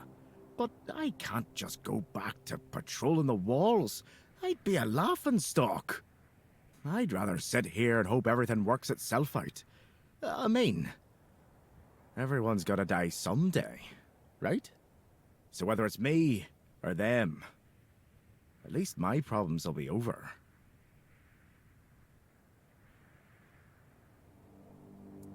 No, not really. Fortunately.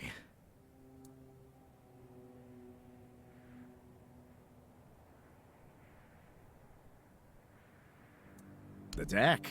Nah, just old wood. Honestly, it's the least of my problems. But I've got no way to fix it. Dara's always busy with his lighthouse, and every time I try to do it myself, someone else needs me for something. I can't even sneak out to the tavern because last time some rich bint started complaining that everything here smells of fish. That's a seaside village. What else would it smell of? You do that? That would be a huge relief. Well, maybe not huge. There are bigger problems, but it'd be a start. Truth be told, I don't know why they want it so badly. It's for boats. No one here even uses boats. But, well, you know how it is with old folks. Once they get fixated on something, there's no point in arguing. I'd pay if I could, but this was supposed to be my job. The budget's long gone. But if you're interested, I could teach you a thing or two about home decor. Not exactly standard keeper knowledge, but, well, we all have our secrets.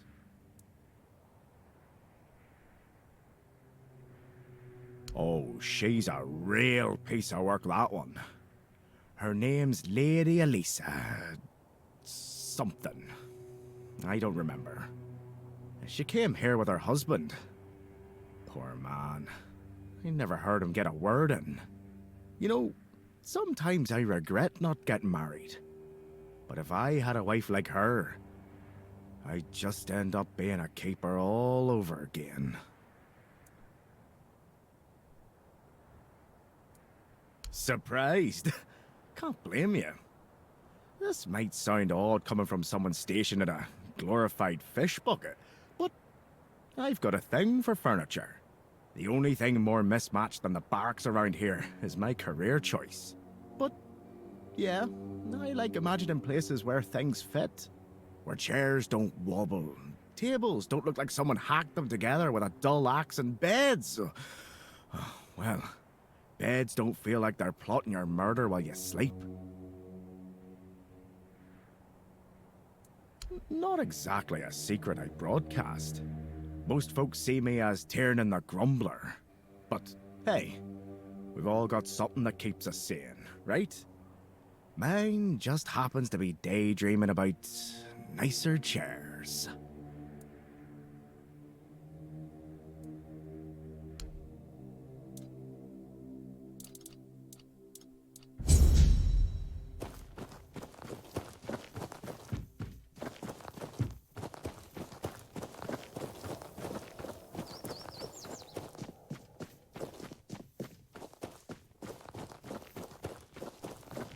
Hey, you're heading to the village, right? Tiernan should let you in. Take this medicine to my father, will you? Goban is a loud man. You shouldn't have trouble finding him. I can see from the look on your face, you've already met that little ray of sunshine. Forget I asked. It's no secret. He's just an old, bitter man who hates the entire world. And I'm a part of it, so, well, it is what it is. That's all. He told that tale about the tunnels more times than I can count. To anyone who'll listen. But these days, it seems nobody does anymore. I've heard it plenty of times already, believe me. To him, those old friends of his were everything. They meant more than his own son, that's for sure. He'd go on and on about it. If I'd been there, if I'd gone with them, he won't let it go. Sometimes I think that if Fergus had let him go into those tunnels and meet the same end as his brothers, he might have found his peace. Or at least quit drinking. Because he received orders not to let any keeper through without a pass. And I don't have one. I've already used mine. Guess what I used it on? That's right, bringing medicine to my father. When that idiot gets an order, he's like a priest who stumbled into an orgy. He's got a stick up his ass. Nothing gets through him. Not all keepers have been here their entire life, you know? He got me before he joined the Horns. Serves me right for wanting to find him, stupid son of a bitch. If only I knew what it would entail. I don't know. Following my old man here was all I ever wanted. Never saw myself as anything else. Tried picturing myself as a husband, a father once. But nah. I wouldn't know how to raise a kid. I'd just mess them up. Like father, like son, I guess. Well, no, of course not. We're not priestesses of the All-Mother. A woman can be an old crone and still devote herself to the All-Mother. But a man's got to have some fight left in him to be a keeper. Old enough to hold a sword, young enough to not break under its weight. We all got different roles around the keep, sure. But at the core, we're warriors. Don't forget that.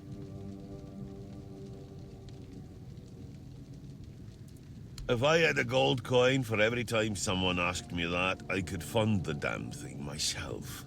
Look, it's Camelot's orders. I get paid to follow them, not to question them. If they want to throw money at us to keep up appearances, that's their problem. I'm not about to stop them. Stay out of trouble.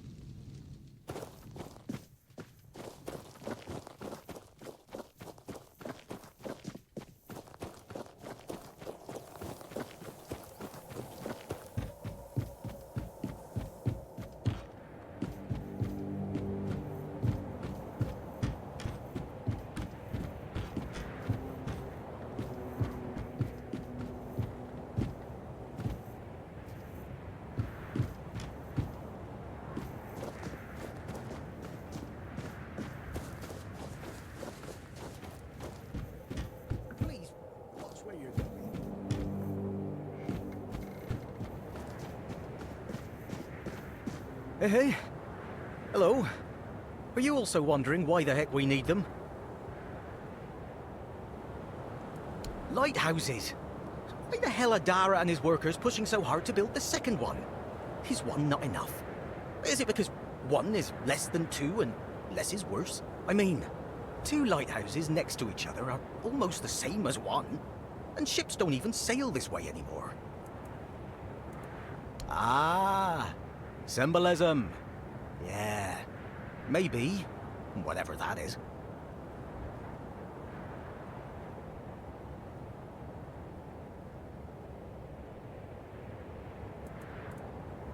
Aye, why would they? The waters are treacherous, so no ships. Storms and the weirdness are a deadly combination. Besides, who'd have the time to build or repair them? There are enough problems on the island. We don't need more. Well, not much going on here, as you can see.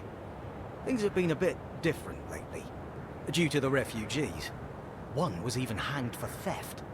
But I can't say much more as I wasn't there. If you're interested in the horns, you should visit our museum. You'll learn more about that fella, Swal, or whatever his name is.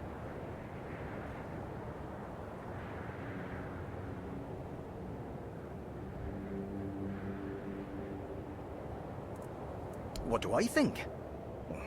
As long as they follow the rules, they can stay. And if they don't, then they can hang. That's all.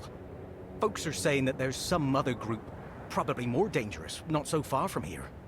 If they come closer, well, that wouldn't be too good. Aye, it's boring, but at least you don't have to pay to enter. But almost nobody goes there anyway.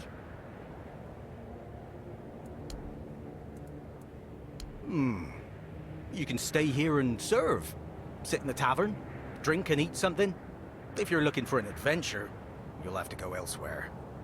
There's always something happening out in the world. But you know what? Here in the south, everything happens late. It's a big world out there, and a small one right here. I don't get it. This is a massive investment.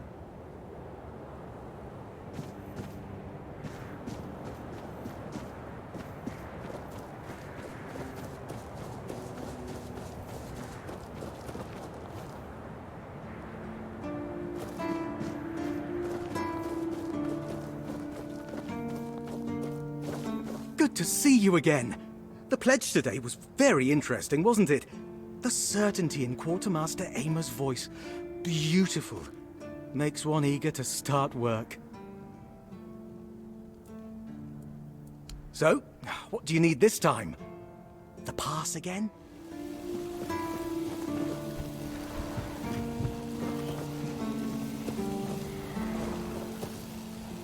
Sir, I haven't seen you before. I wasn't expecting any guests, and you don't look like a new recruit. And yet, Odrin let you in. He's not drinking again, I hope.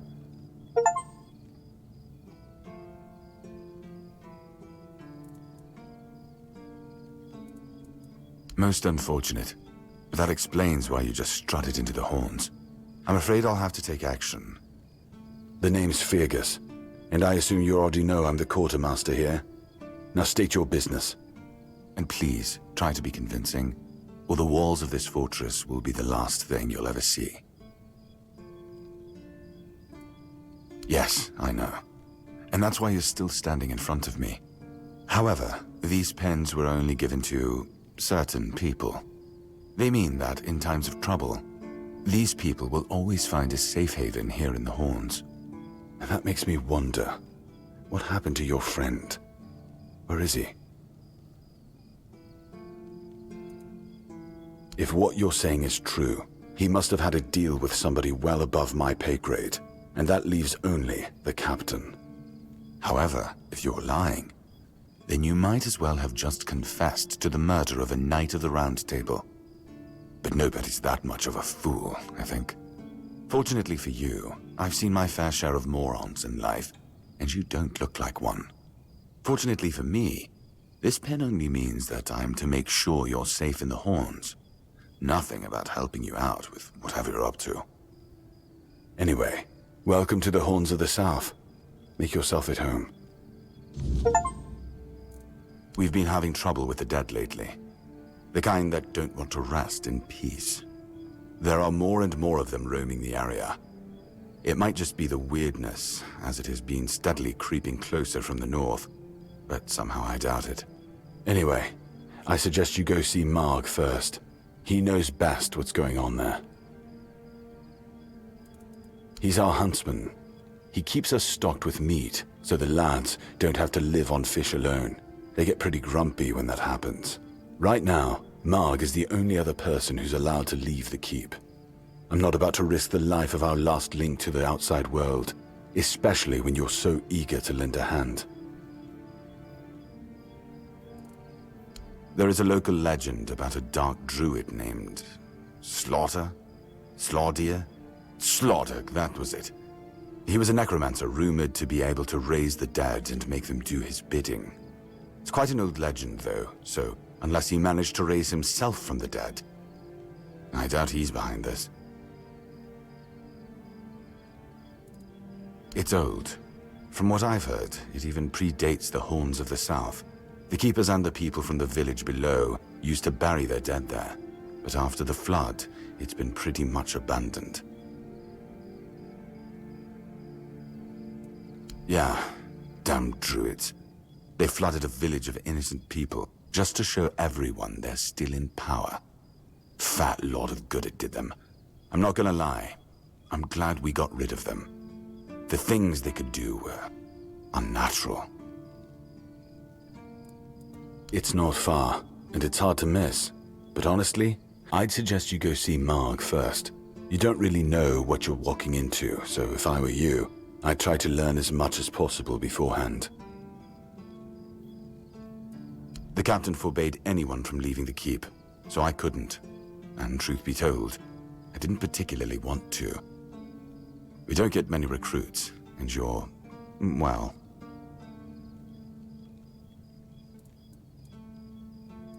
Sure, let's go with that. Good. Try not to get yourself killed, and get rid of whatever's been causing the problem. Excalibur. You want to pull it out? That's a good one. Well, be my guest. If you think you can, go ahead. But unless you're King Arthur reborn, I wouldn't count on it.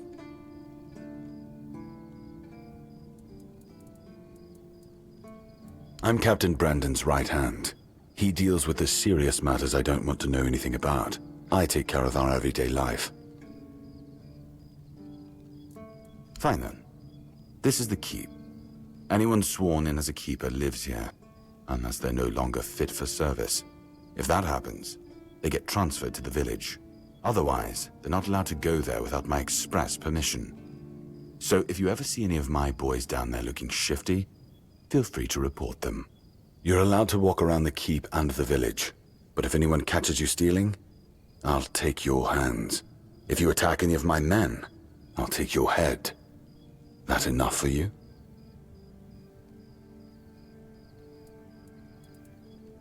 There are a few retired keepers living there. They might tell you about the good old days if you ask them nicely.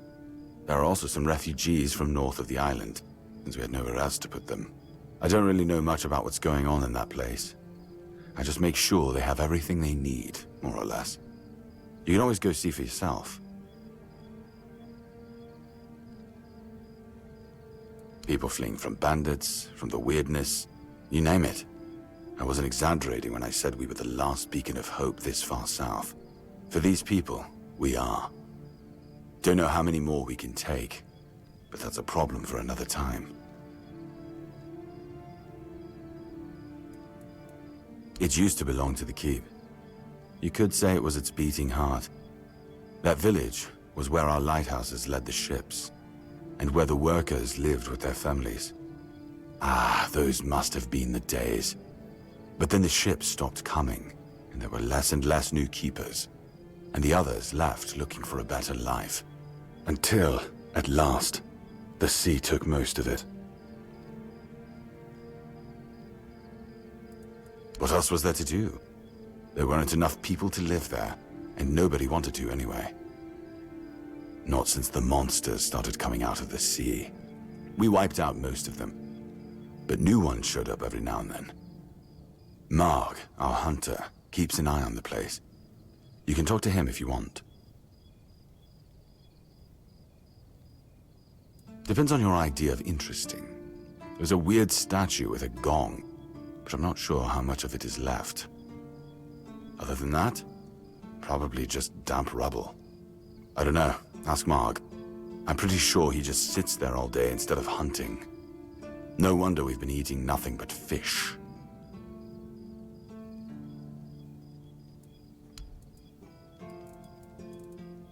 Yes? Did you find out what's been happening out there? Why not? Don't tell me you're afraid of ghosts. Just don't annoy them and you'll be fine.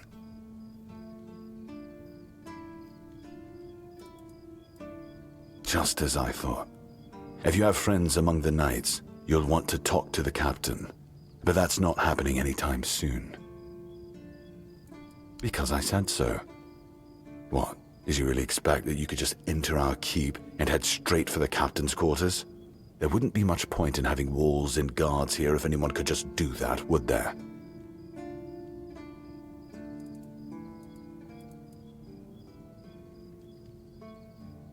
So what? And have you helped any of my people? Or are you just here to wave that pin in my face again? First, show me you care, and then I'll take you to the captain. I can't have every random stray wasting his time. Not now, when the outcome of the war with its tribes is so precarious. I trust we understand each other?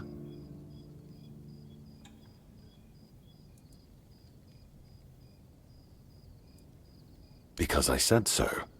I believe your intentions are honest, and the matter is important, but I need to confirm that first. I can't risk our safety, and especially not the captain's safety.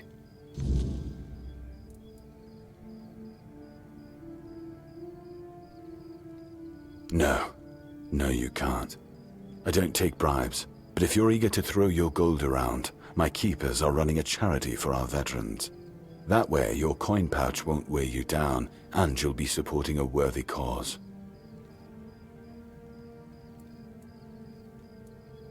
That's a shame. In that case, why not help them with your own two hands? I might look more favorably on you after that.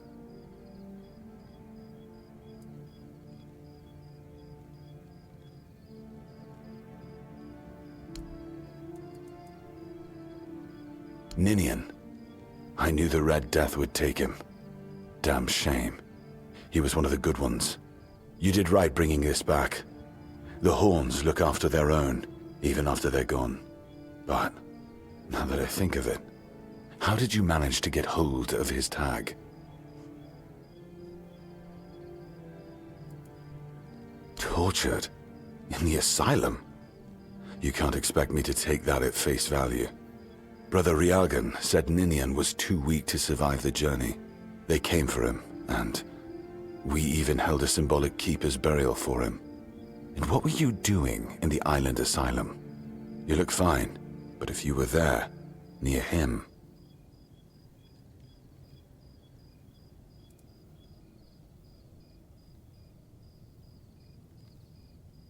I honestly think your sense of humor is the worst. But I have to respect your unwillingness to share your story. Still, you have to understand, now that you've told me this, I'll be keeping a close eye on you. No risks can be taken when it comes to the Red Death.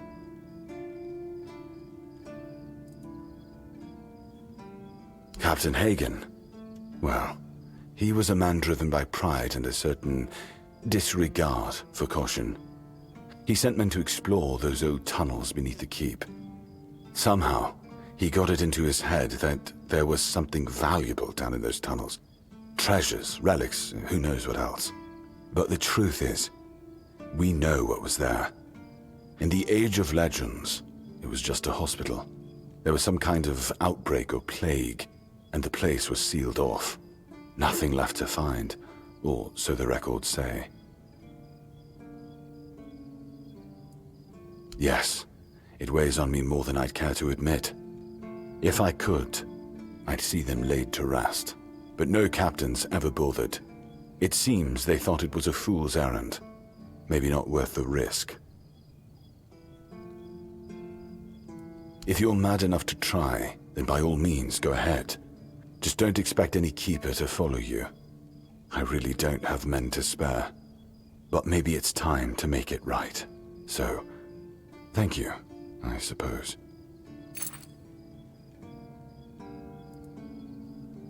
That's one of our tags. Every soldier gets one when they pledge their loyalty. I just hope the body you took it from was already cold, because killing a keeper would land you in some serious trouble. You know, here's what I'm thinking.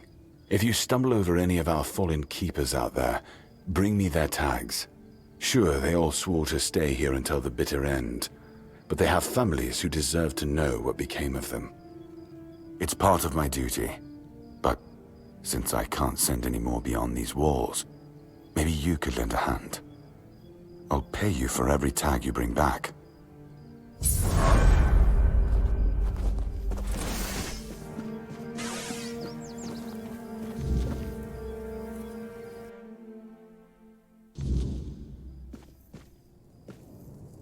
You?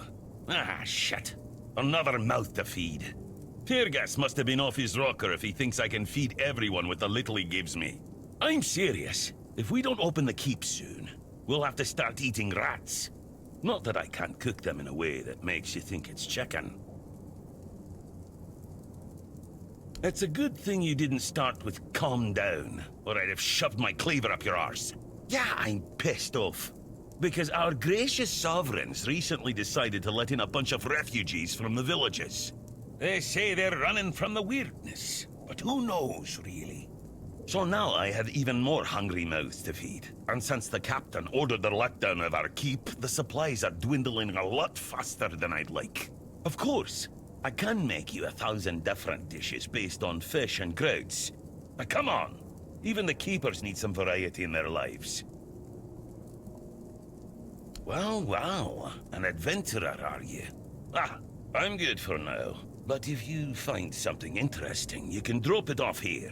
And, as a sign of goodwill, I'll allow you free reign of my kitchen. If you need to cook something, go ahead. Oh, this is new. Maybe we'll get along after all. The dimwits here never want to learn, only eat. Oh, you're trying to piss me off, aren't you? If you don't like my food, then get lost. Go to Ron's Tavern and stop wasting my time. What do you think they serve on the coast? The same damn thing as here. Bloody fish! Just don't come crying to me when you start missing my fried cod. In the fishing village. That's where the guards retire, to sit on their asses and fart. Or sit, fart, and drink themselves into a stupor.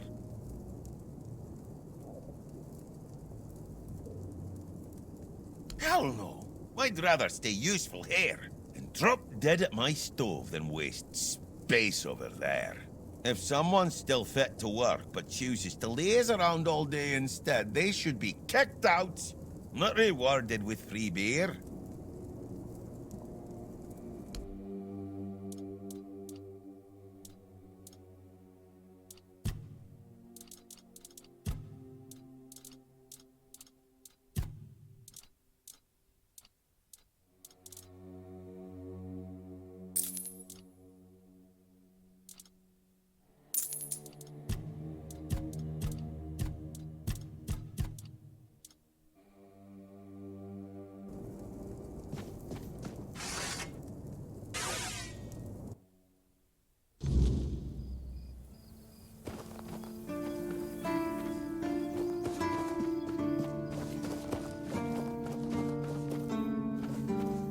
Blessings upon you, stranger.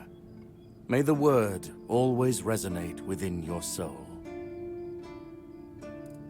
What do you mean, my child? I'm afraid you are attributing too many characteristics to me based solely on the clothes I wear. The Horns of the South are my home. My mission is to spread the word. The word is good. I'm afraid that I simply cannot believe your blasphemous words without proof. Father Leon. I knew him in my youth. He was my mentor, a truly devoted servant of the Prophet. Back then, he was already showing signs of being overly devoted, let's call it.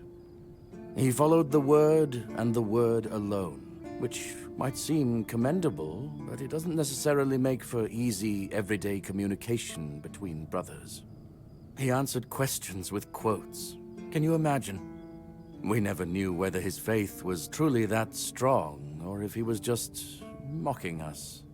So, this letter, well, it doesn't prove much. It's true that it's written in a normal way, and not using quotes, but the seal matches, and the handwriting too, so I dare not question its authenticity. I dare say, however, that Father Leon's devotion might have turned into madness. Why shouldn't it? It's a sickness, a corruption, but also a mystery. Many of my brothers would call it a curse, a stain upon Avalon that must be purged. And yet, I wonder, did Kai not teach us that all things have a purpose?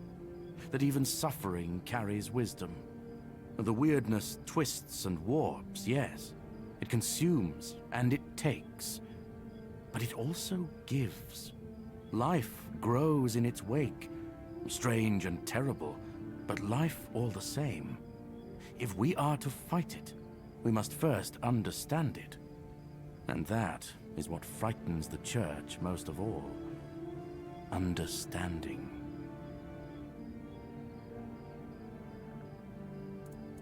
As prepared as any men can be against something they barely understand. Swords and fire will hold back beasts, but what of the creeping rot that twists flesh and mind alike? But there is one thing. The Excalibur they keep here. It has not been wielded in an age, yet the weird does not creep near it.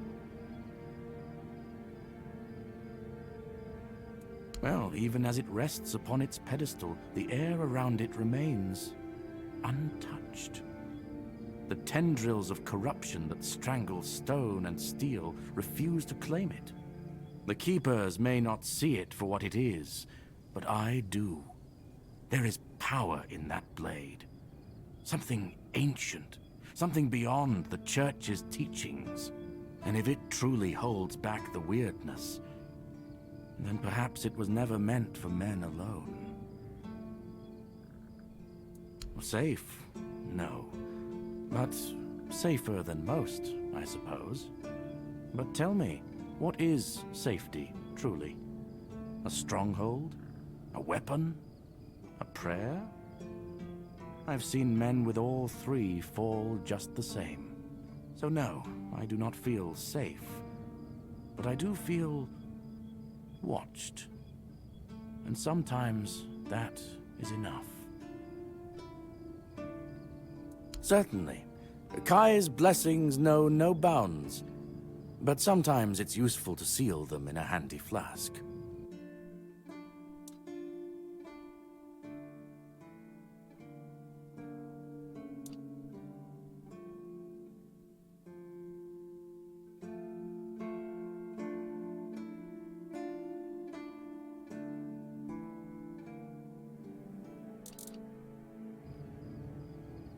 May Kai's word always guide you.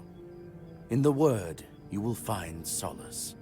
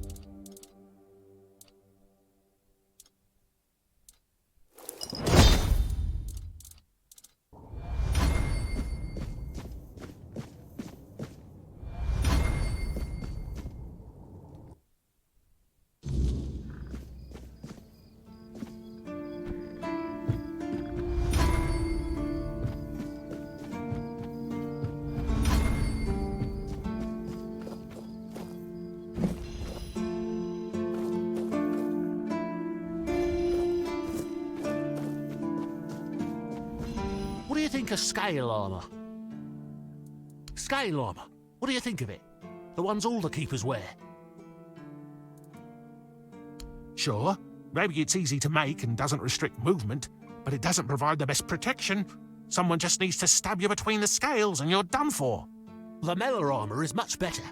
That will prevent you from being run through with a polearm or getting shot with a bow. It's also much more comfortable. I read a lot about it. In Volume 4 of the Armourer's Almanac, Arden's Shadowblade describes the differences between various types of armour. For example, chainmail allows for a good range of movement, but it's heavy. It also provides poor protection against blunt weapons, and its production is laborious.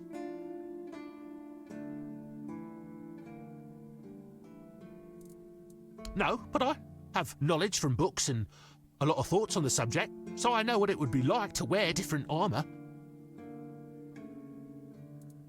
Shadowblade is a moniker. Arden is passionate about weapons and armour. He has great knowledge of materials, techniques and history. A true expert. Everything he writes is interesting. I would love to meet him one day. I told them, but they both said I know jack shit. Besides, the keepers rarely go outside the walls nowadays. Then the quartermaster added that if I don't like our equipment, he could send me out scouting in just my underwear. Perhaps you're right. But if somebody ever stabs me under the scales, I'll go straight to the quartermaster and give him an earful. Oh, of course. I mean, I've never made one. I'm not an armourer. But I've read so much about it that I'm sure it won't be a problem. Here's the page from the Armourer's Almanac that explains the process.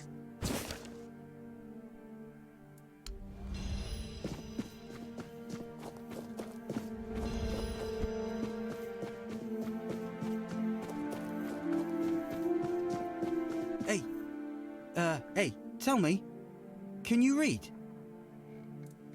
Listen, I'm no good with words. Could you read me a letter from my sister? She's learning how to read and write. Can you believe it? She writes letters to me. I'm so proud of her. They always make fun of me for not knowing how to read. And Enid is still learning.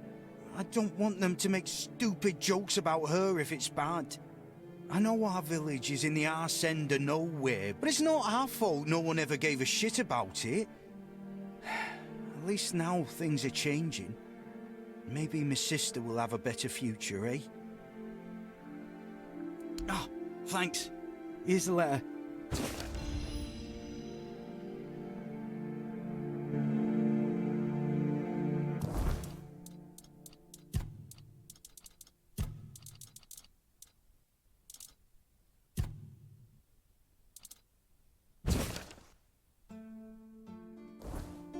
So, do you have time to read that letter for me?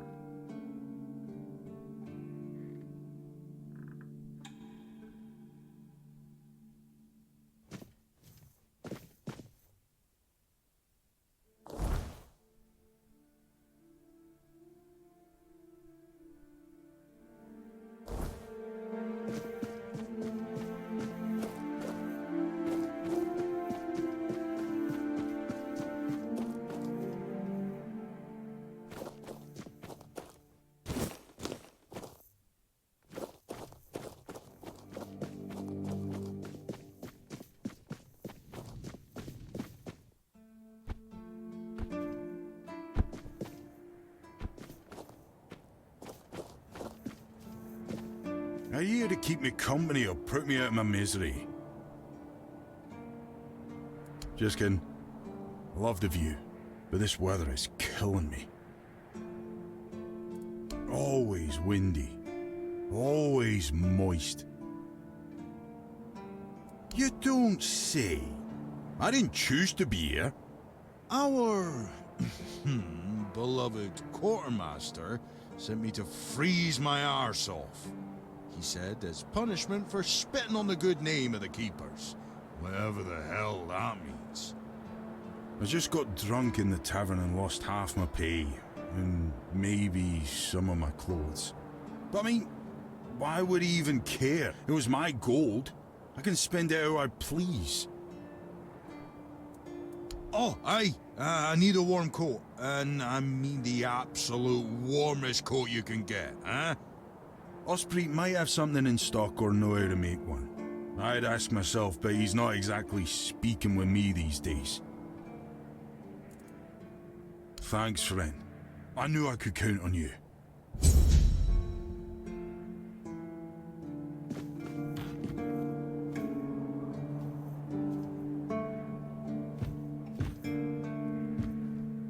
Go!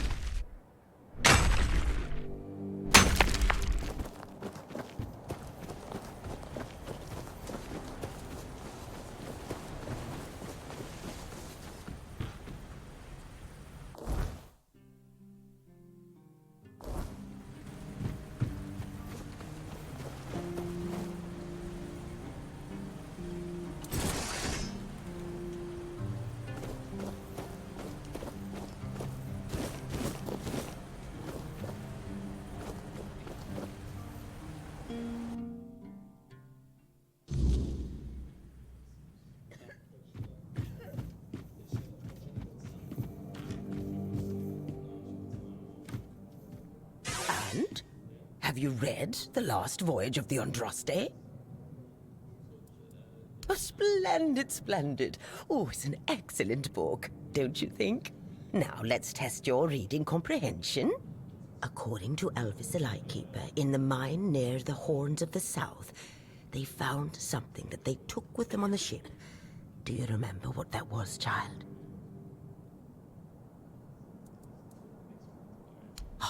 And you're telling me you've read it? By the All-Mother, it's like dealing with a 10-year-old. You need to read this book a little more carefully, child. Come back when you've done more than just skimmed it. Have you read the book? Good. According to... And you're come. Have you read? Good. That's right. This is the artifact I'm looking for. One that might be vital to repelling the wordness. According to Elvis's description, the figure is smaller than a menhir, and light enough that they were able to carry it to the ship without any trouble. Were it small, it would probably have been placed in Captain Lex's quarters instead of in the hold. I've estimated it should be about 1 meter tall. Good. Next question.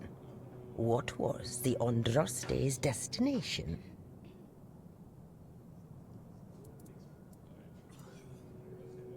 Correct. Be very careful with what I'm about to tell you.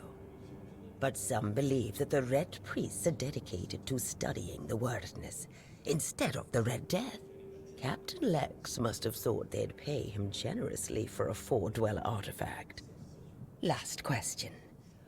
What sank the Andraste?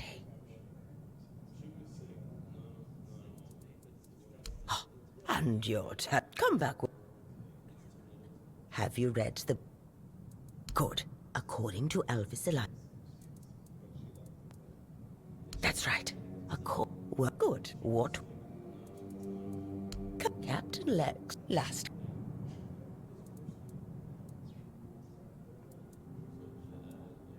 Yes, you did well, child. I can see that you were paying attention. According to Elvis, the Andraste was sunk by the legendary terror from the deep. But if you want to know more, ask your keeper friends. They should be much better informed. Now, all you need to do is find the wreck of the Andraste and retrieve the mysterious figure.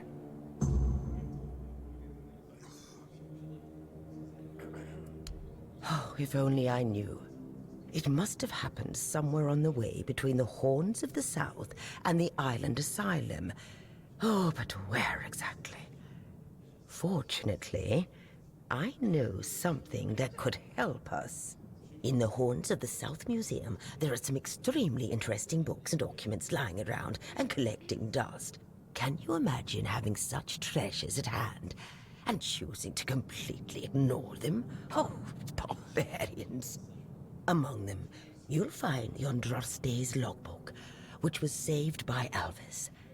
I've read it, of course, but I know nothing about sailing. I'm sure such a competent child as yourself will handle it much better. Go to the Horns of the South Museum, read the logbook, and then tell me whether you managed to locate the wreck of the Andraste.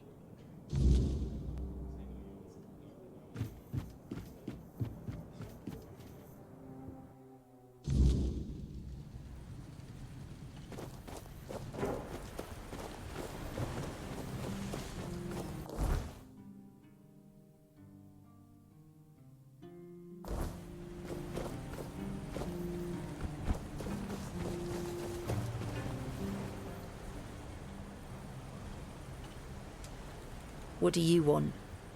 To gawk at the beast? Well, I'll have to disappoint you. My Cole is not the monster you all believe him to be.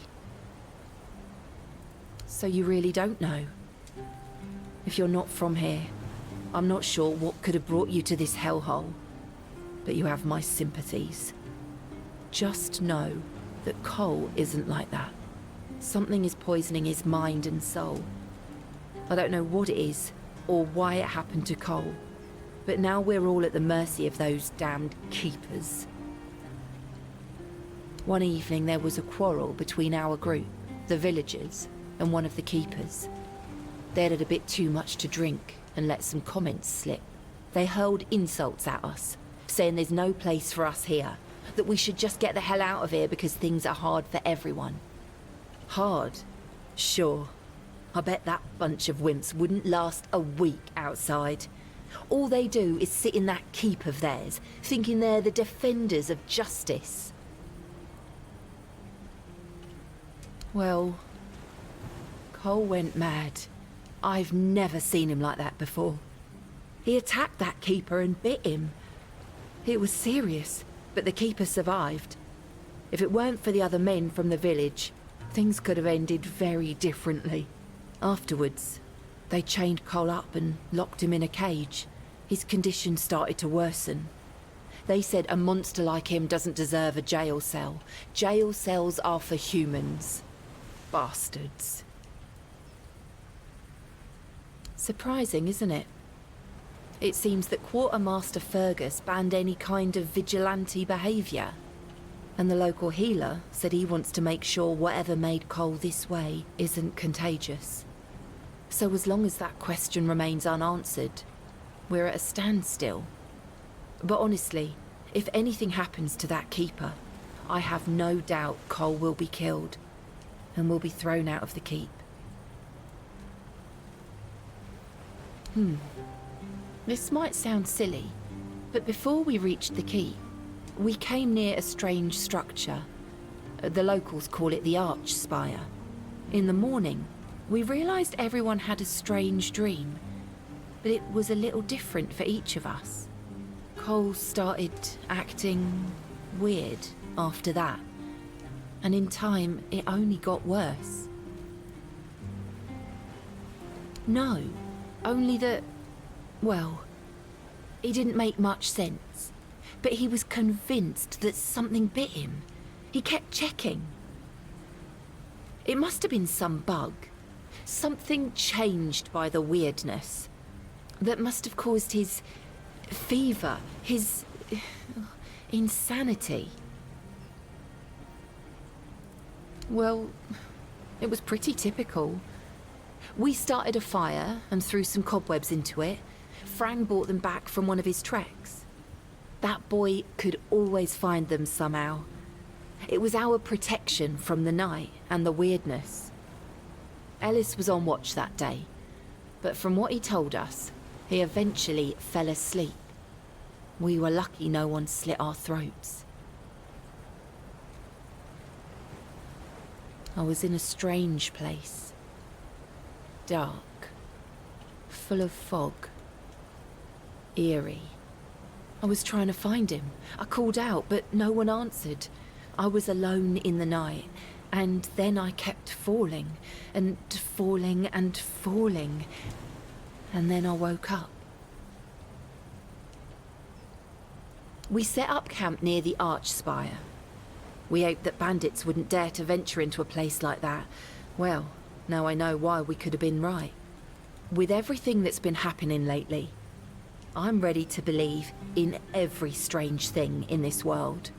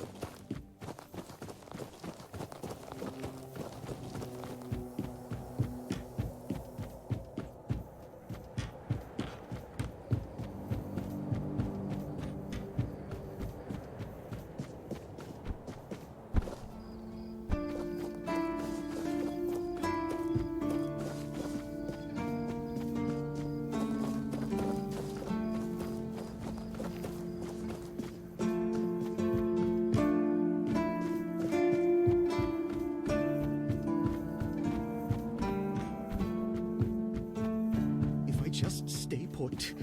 Everything will be just fine.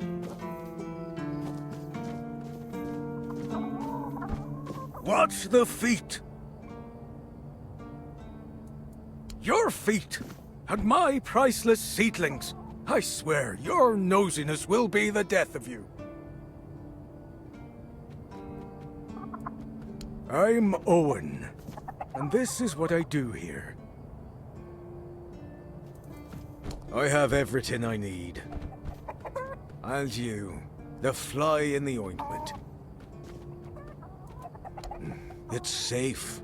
I can keep an eye on it, and I can chase off the seagulls. And when the weirdness comes, and the dead start rising up from their graves, then a rooftop garden will be much safer than one on the ground.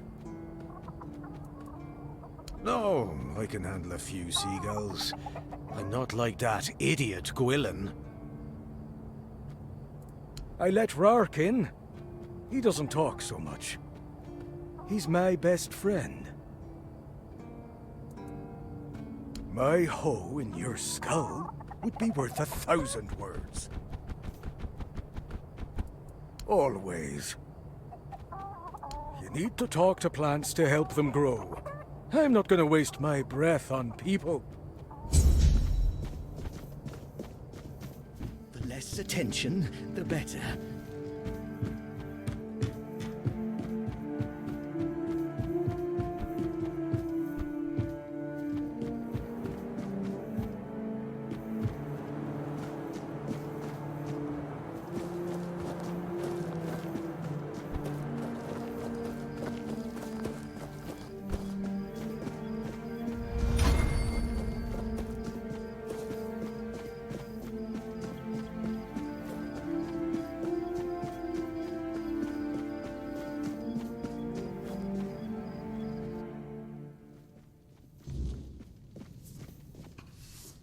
Welcome to the Museum of the Horns of the South, the southernmost keep under Camelot's jurisdiction.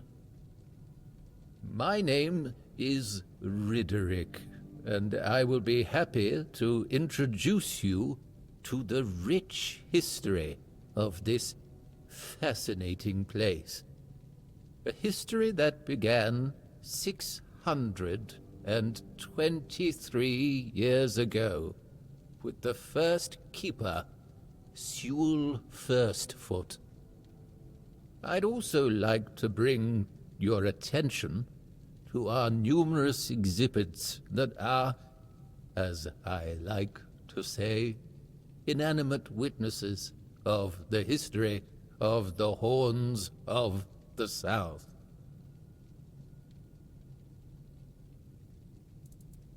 It began in the year 542. It is the crowning achievement of a group of keepers who were fascinated with Sewell Firstfoot. It took them years of tremendous effort to finally open an institution devoted to research and education, worthy of commemorating Sewell's great legacy.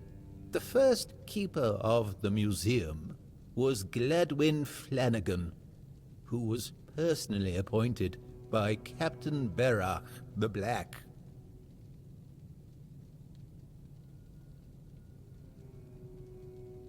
I don't doubt it, since Sewell Firstfoot was a remarkable figure, well known to every keeper. Drawing on available sources, we can claim with almost absolute certainty that Sewell Firstfoot was the first man who ever set foot on the island of Avalon. As you can probably guess, that's where his moniker, Firstfoot, comes from.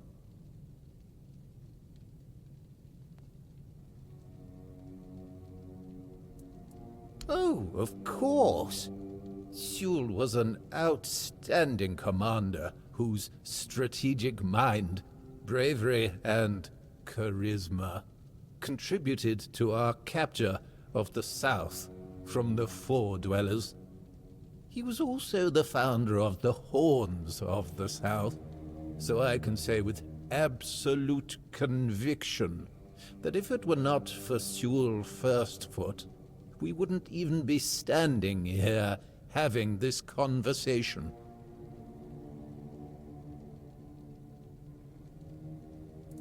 The museum holds a collection of 72 items of the so-called movable, tangible heritage.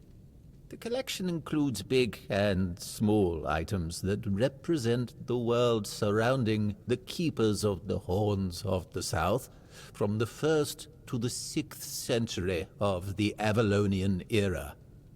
Here you will find militaria, craft tools, everyday objects, furniture, textiles, coins, religious artifacts.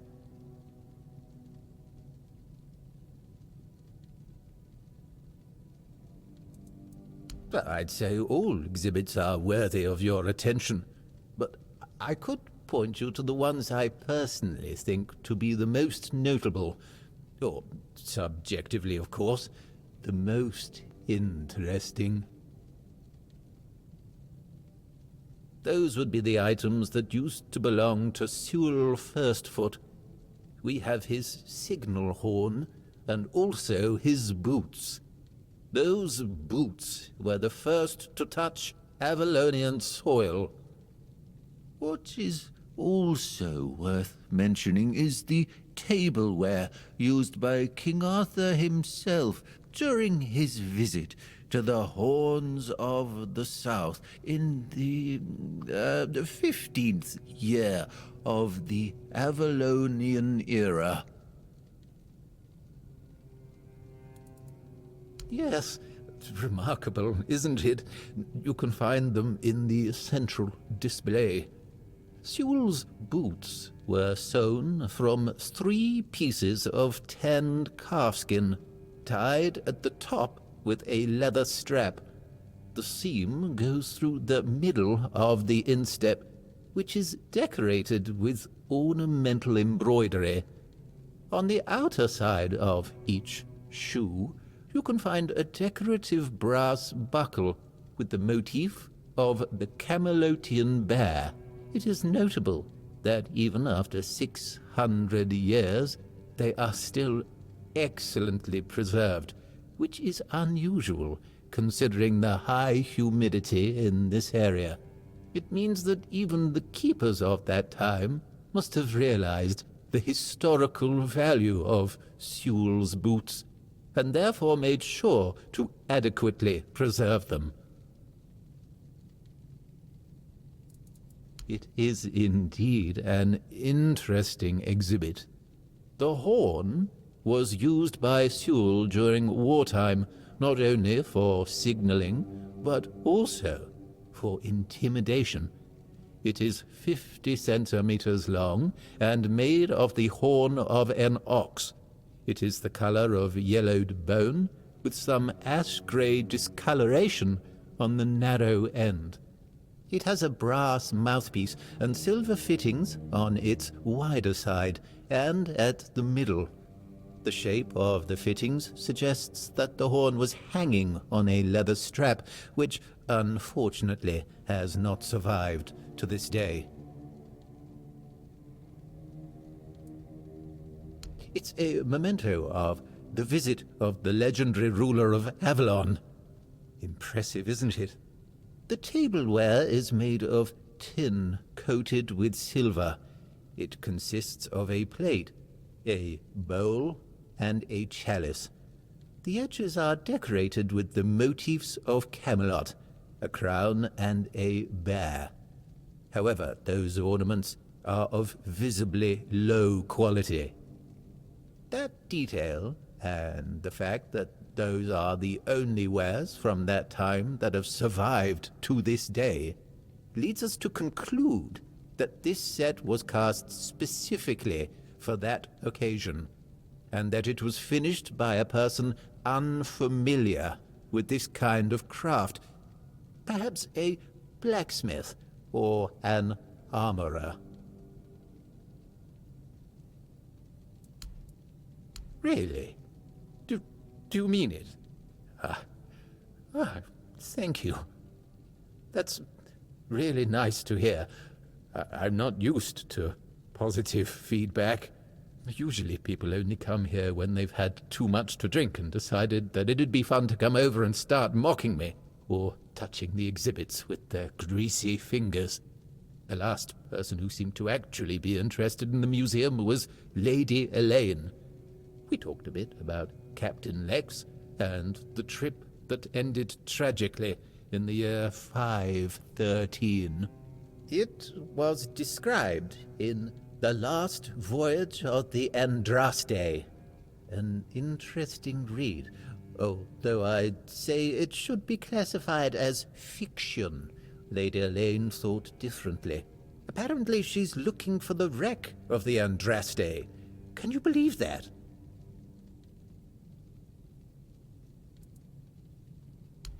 Oh, that's excellent.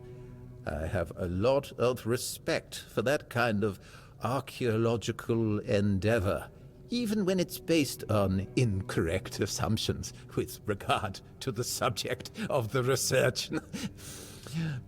But if you happen upon any interesting objects during your search, please don't forget about the museum. Do you mean the document with information about the course, weather, position, and speed of the ship, as well as all of the stops and other occurrences kept by the captain or the first mate? More specifically, the document from the bridge of the Andraste, which sank tragically in nearby waters in the year 513. Indeed, we have it. Please wait here. Here it is, though I doubt those records will tell you anything, since the weirdness surrounding Avalon made sailing impossible. The knowledge of the precepts of navigation has been forgotten. Oh, no, we know that. You should have mentioned that you're looking for the wreck of the Andraste rather than the logbook. Every keeper knows that the Andraste was swallowed by the ocean. It's near what's currently known as Smuggler's Bay. Here, I'll mark it on your map.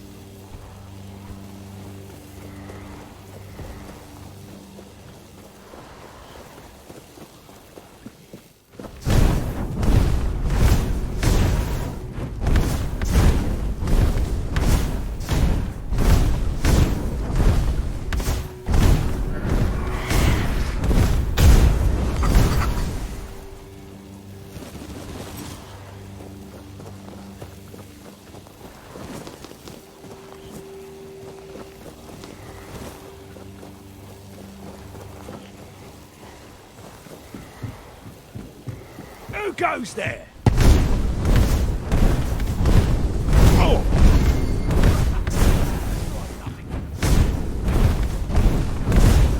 Your welcome is ours.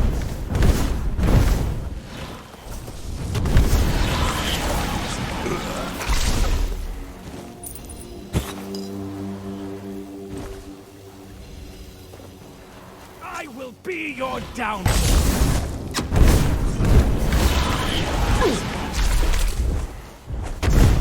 You'll pay for that insult.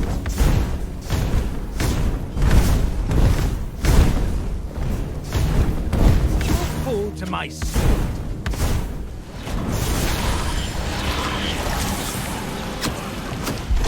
I'll strike you down.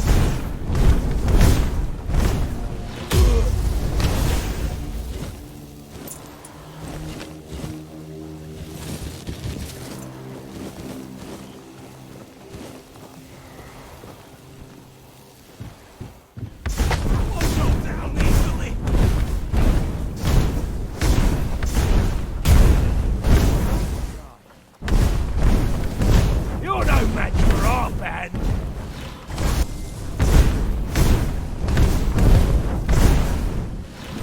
Your money.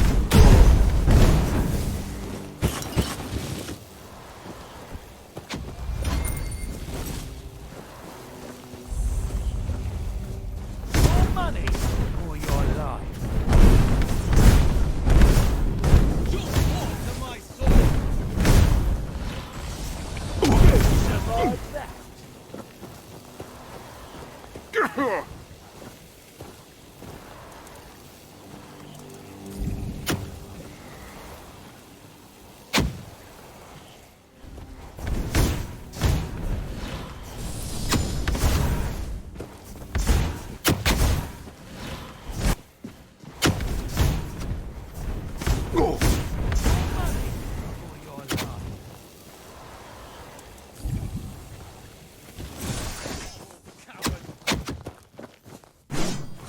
Ha! That's all you've got.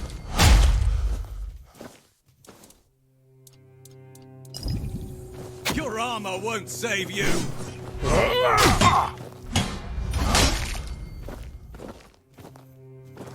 I see fear in your eyes.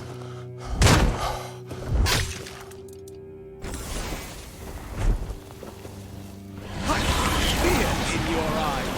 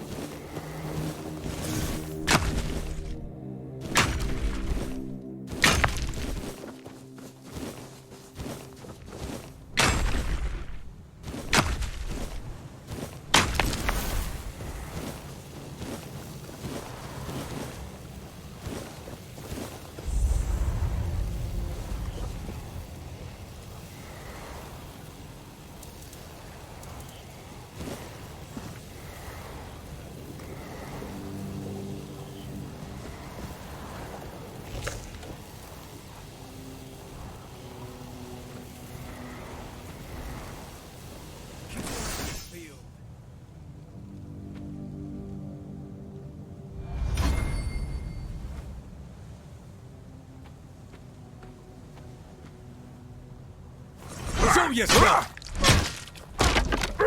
I will be your downfall. I will bleed you! You'll be fertilizing the soil! Such a cheap shot! I'll teach you to respect me!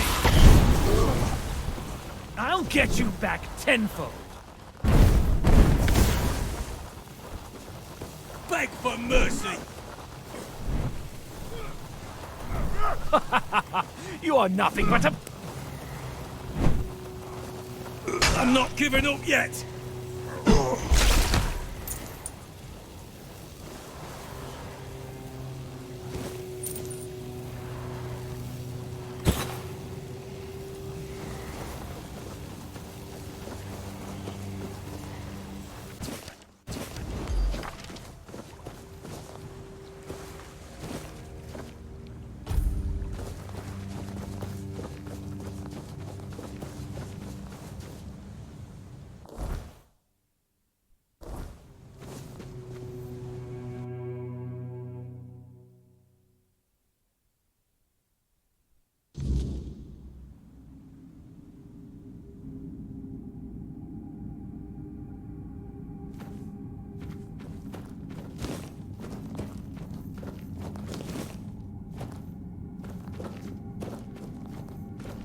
Stop! Where are you rushing off to, you maniac? I'm here to make sure nobody comes in.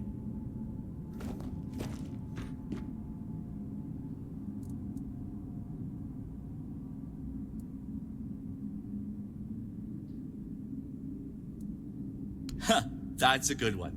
But still, I can't just let everybody in. I wouldn't be much of a god if I did. Well, you need to have business with Arnulf. No business, no getting in. Nope, no getting in. Yeah? Of what kind?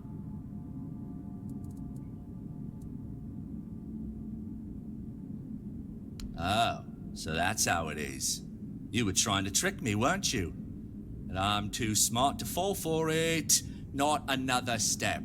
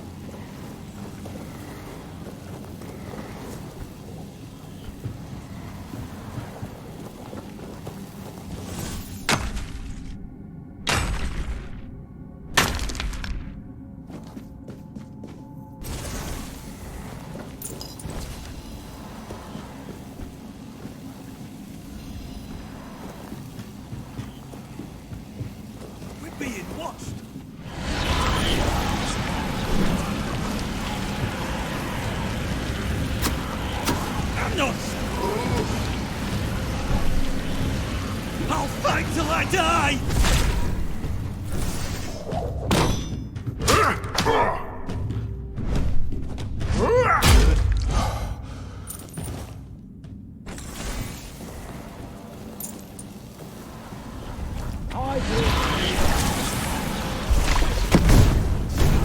I'll make you pay for that!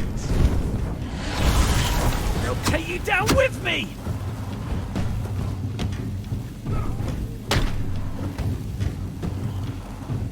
You'll regret this! Your road is here! You'll be fertilizing the soil! You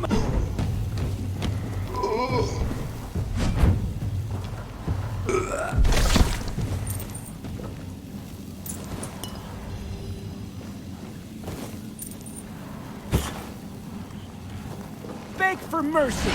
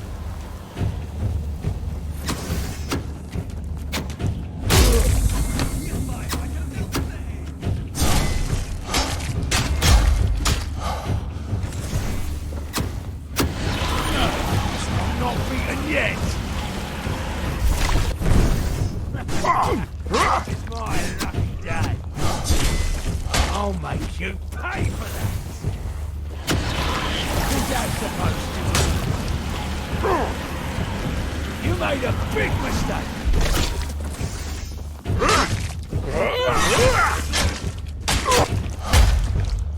You'll be fertilising the soil. You're only making me angrier. Ha! Gotcha!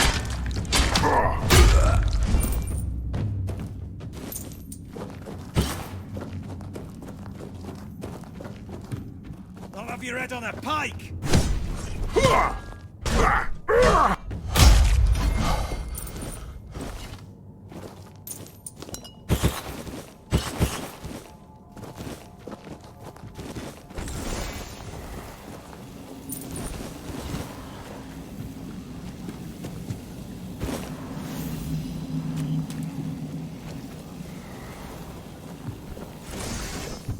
Who goes there?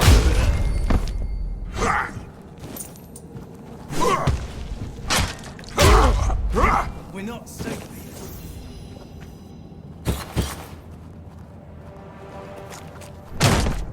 I'll have your head on a pike!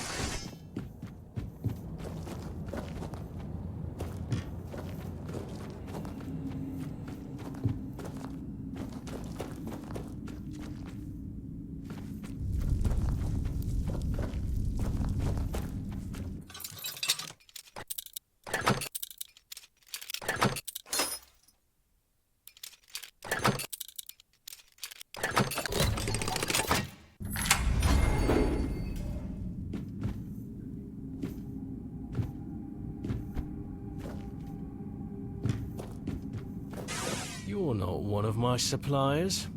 That means the guard is dead already. Isn't that right, Vitcher? Suit.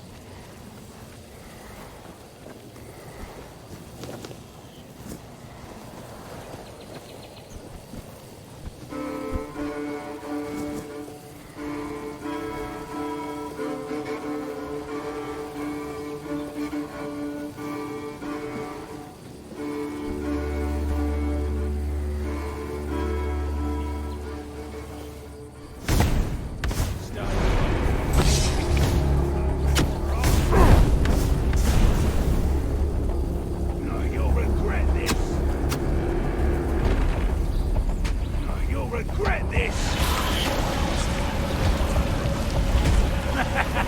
This is my lucky day. You're only making me angrier.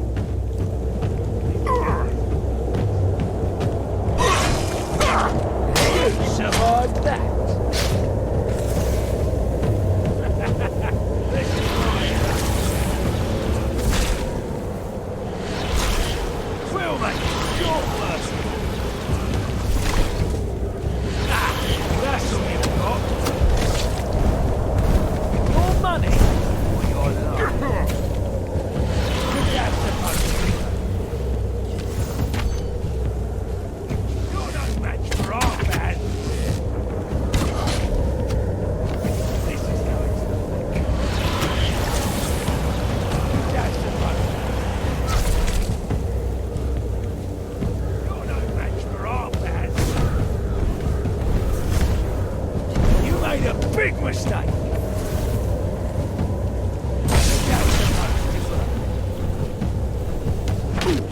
Your gold belongs to us. No, you'll regret this. No, you'll regret this. No, I'm not beaten yet.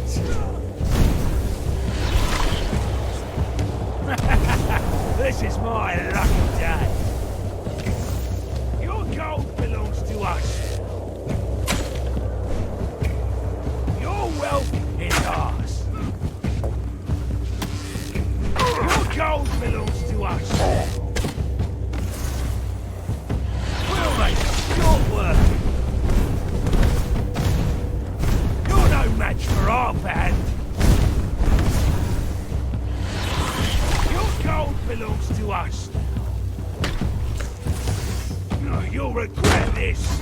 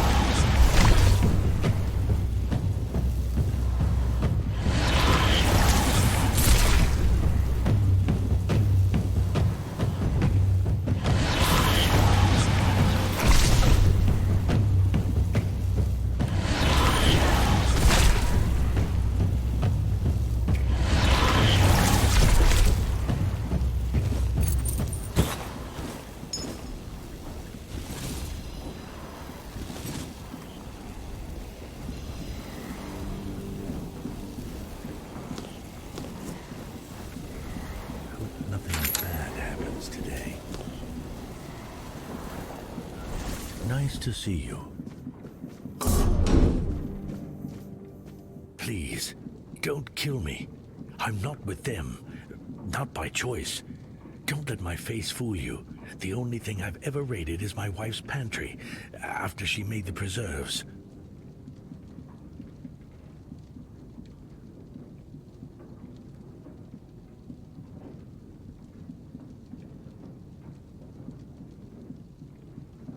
You saw Rossin? How is she? Oh, that's such a relief. I'm not happy she's been worrying, but at least I know she made it. I know how rough things can be out here at night. If it's not the bandits, it's the weird beasts. Oh, my poor Rossin isn't built for that kind of life. Oh, that's good to know.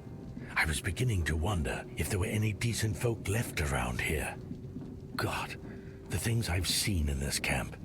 I'm just glad Rossin didn't have to witness it all. I want to hold my wife again. More than anything. That's all that matters. Blasted cat. If it weren't for this brand, I'd head straight to the Horns and beg them to let me in. As I am now, they just assume I'm another bandit who got tired of living. And what if they tell me to take it off? They'll think I'm trying to sneak in. Blasted cat. Even dead, she's still ruining my life. Wait, maybe if I bring Cat's head to the Horns, that'd prove I'm not with them. What do you think? Oh, thank you. Thank you. May the All-Mother bless you. If there's a reward for Cat's head, it's all yours. I really hope Rossin is safe and sound somewhere in the Horns. That's the only thing that matters.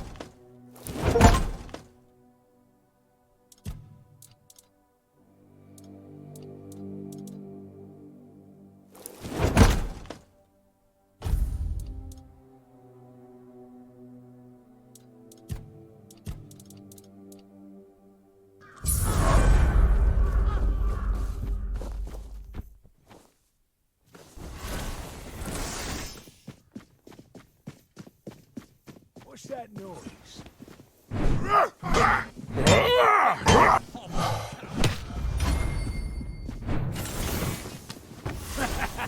This is my lucky day. Blow for blow! You're only making me angrier! You're nothing but a peasant! You'll regret this! You'll fall to my sword!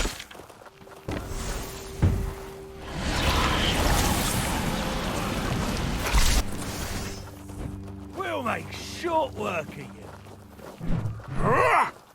Show me what you're made of!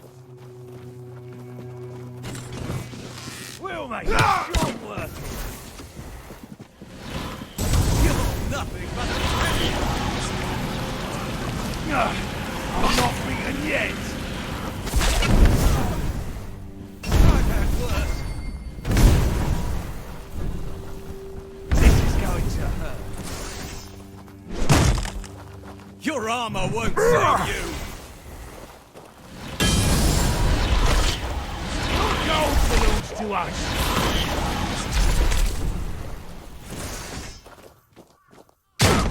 We'll make short work of you.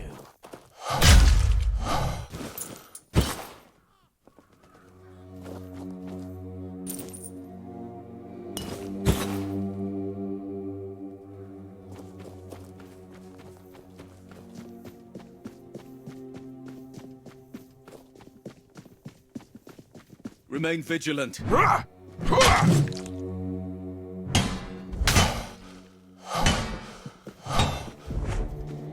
I see fear in your eyes.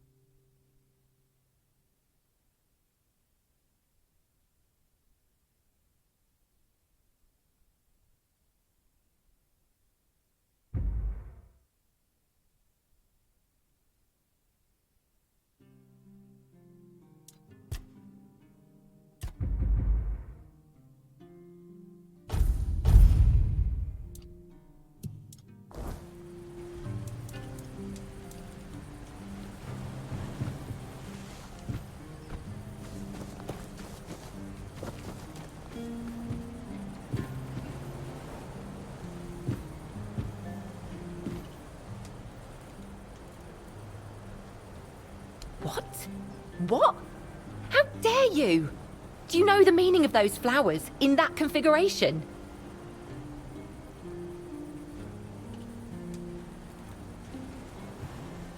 Revenge. Revenge, deception, and death. There's nothing nice about it, and I don't know if he did it on purpose or if he's just an idiot. But trust me, it's not a nice gesture.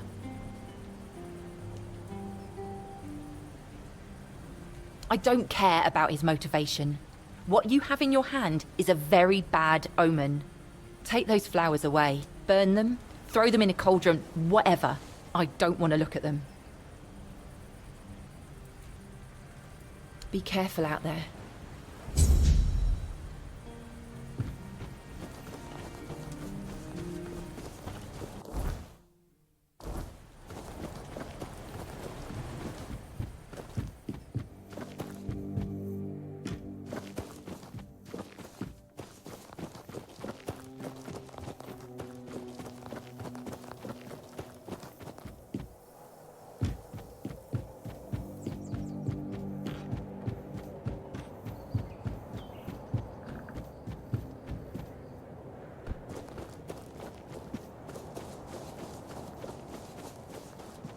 I like it when things are quiet.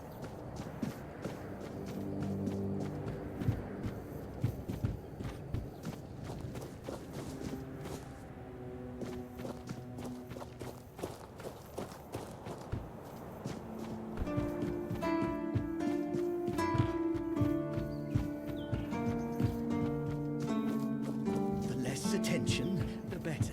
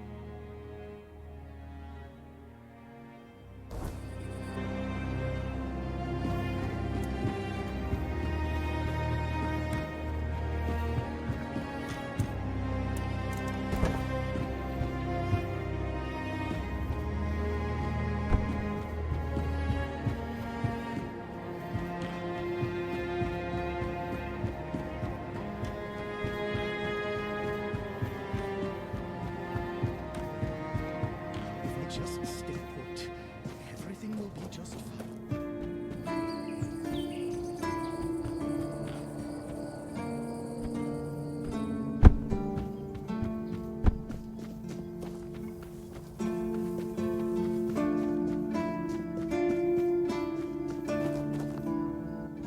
I just heard that some old man named Morris showed up at the keep, dragging the head of Bold Kate just so he could be with his wife in the Horns. Can you imagine? I still can't tell whether it's bravery or he's just out of his mind. Probably a bit of both. Yes? Did you find out what's been happening out there? Why not? You know where to find me if you come across any more.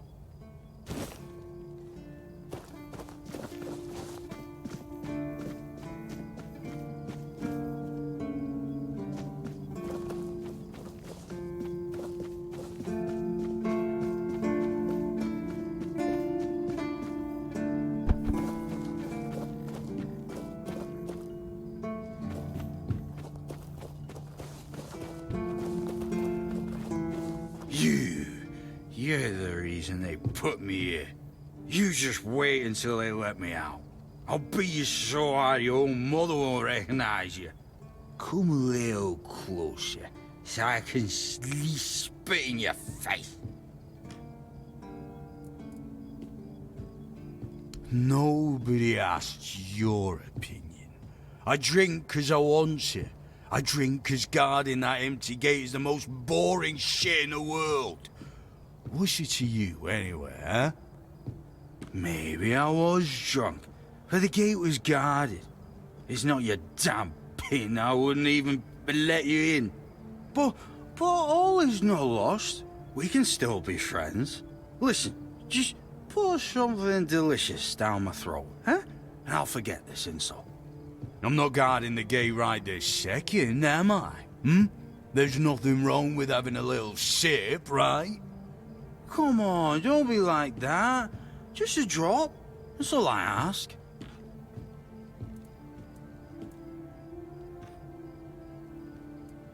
Yeah, it's not a problem. You can buy some from Ron. With this pin, you can go anywhere. You don't need a pass. Don't forget about old Alderaan, my friend. I'm not going anywhere. So, did you bring me...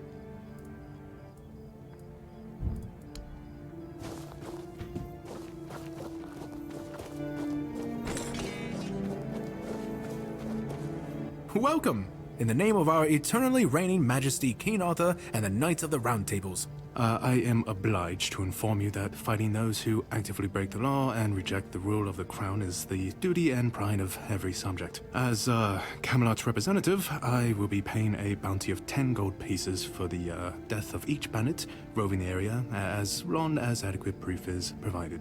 I also recommend checking the bounty board for information on wanted criminals, especially those considered particularly dangerous. Looks like you've got stiff competition.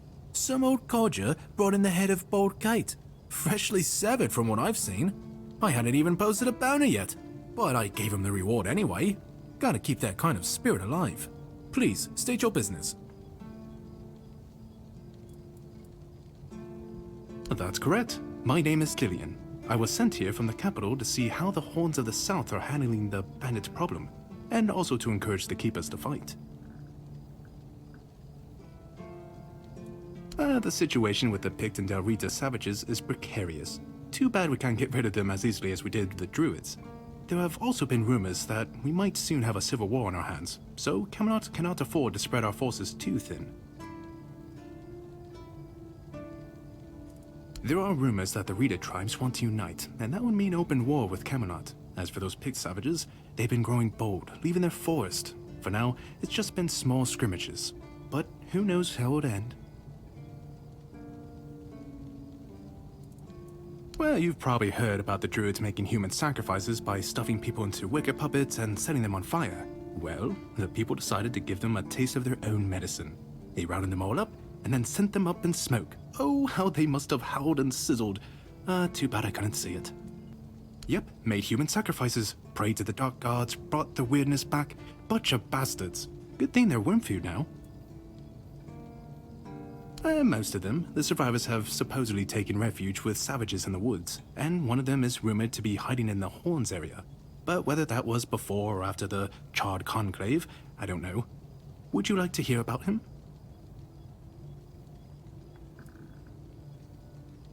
His name was Slaudyarg. He was lurking near Blood Lake, a small pond where they used to throw the bodies of executed convicts. They say he would fish them out and use his magic to turn them into undead monsters. Supposedly, he started needing some fresher corpses, so he slaughtered one of the keepers. The Horns organized a manhunt. They found him and sentenced him to death. People say that the moment his body touched the surface of Blood Lake, the water turned red and it's been scarred since that day. Some say that Slaudyarg came back from the dead and seeks revenge. But if you ask me, it's just a tale by local simpletons. I don't really have much more to tell. It's hard to get any updates here. I only know that the new Lancelot has not been very popular, and that's putting it mildly. The Witch Morgane would have been burnt at the stake long ago if everyone weren't so afraid of her. And then we have the commoners who seem to keep forgetting their place, and loudly demanding changes. Everything is falling apart. None so far. The keepers don't want to risk being turned into pincushions for a mere 10 gold pieces. Besides, the captain banned them from leaving the Horns of the South without a good reason. Too many bandits and not enough keepers. Oh, you have no idea. When I heard they were sending me south, to the very place that's crawling with bandits and barbarians from the tribes, I imagine I'd be a little closer to the action, you know? Fighting, gushing blood, screams and such like. I thought the veterans would be showing me their scars and stumps and telling me tales of how they lost their eyes, ears and limbs. Or even better, how they were ripping open throats and bellies. Instead, the only stories I hear are when those fools break their own legs when they get drunk and fall off the walls.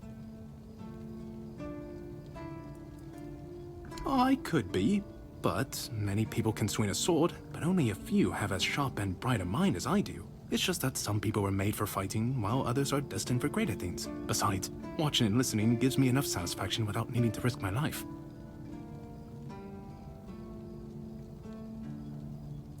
Yeah, I've been like this since I was a child.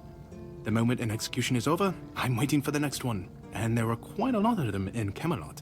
And I like to watch where Mum punished the servants with a whipping. It's just how I am. Well, Camelot would send a group of knights with Sir Galahad at the head.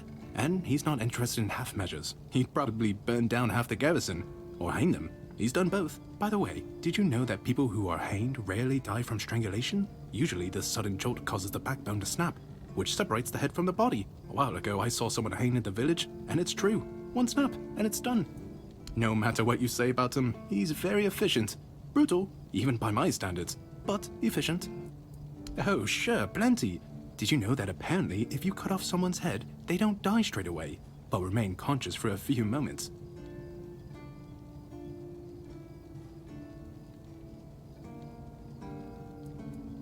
If someone dies in a damp, closed-off space, sometimes, but very rarely, their body creates a thin layer of wax on the surface of the skin. I heard that a body decomposes in water 4 times faster than on land. I need to think. If I remember anything, I'll let you know. Really? You fought bandits and killed them? Oh, I want to hear all the details.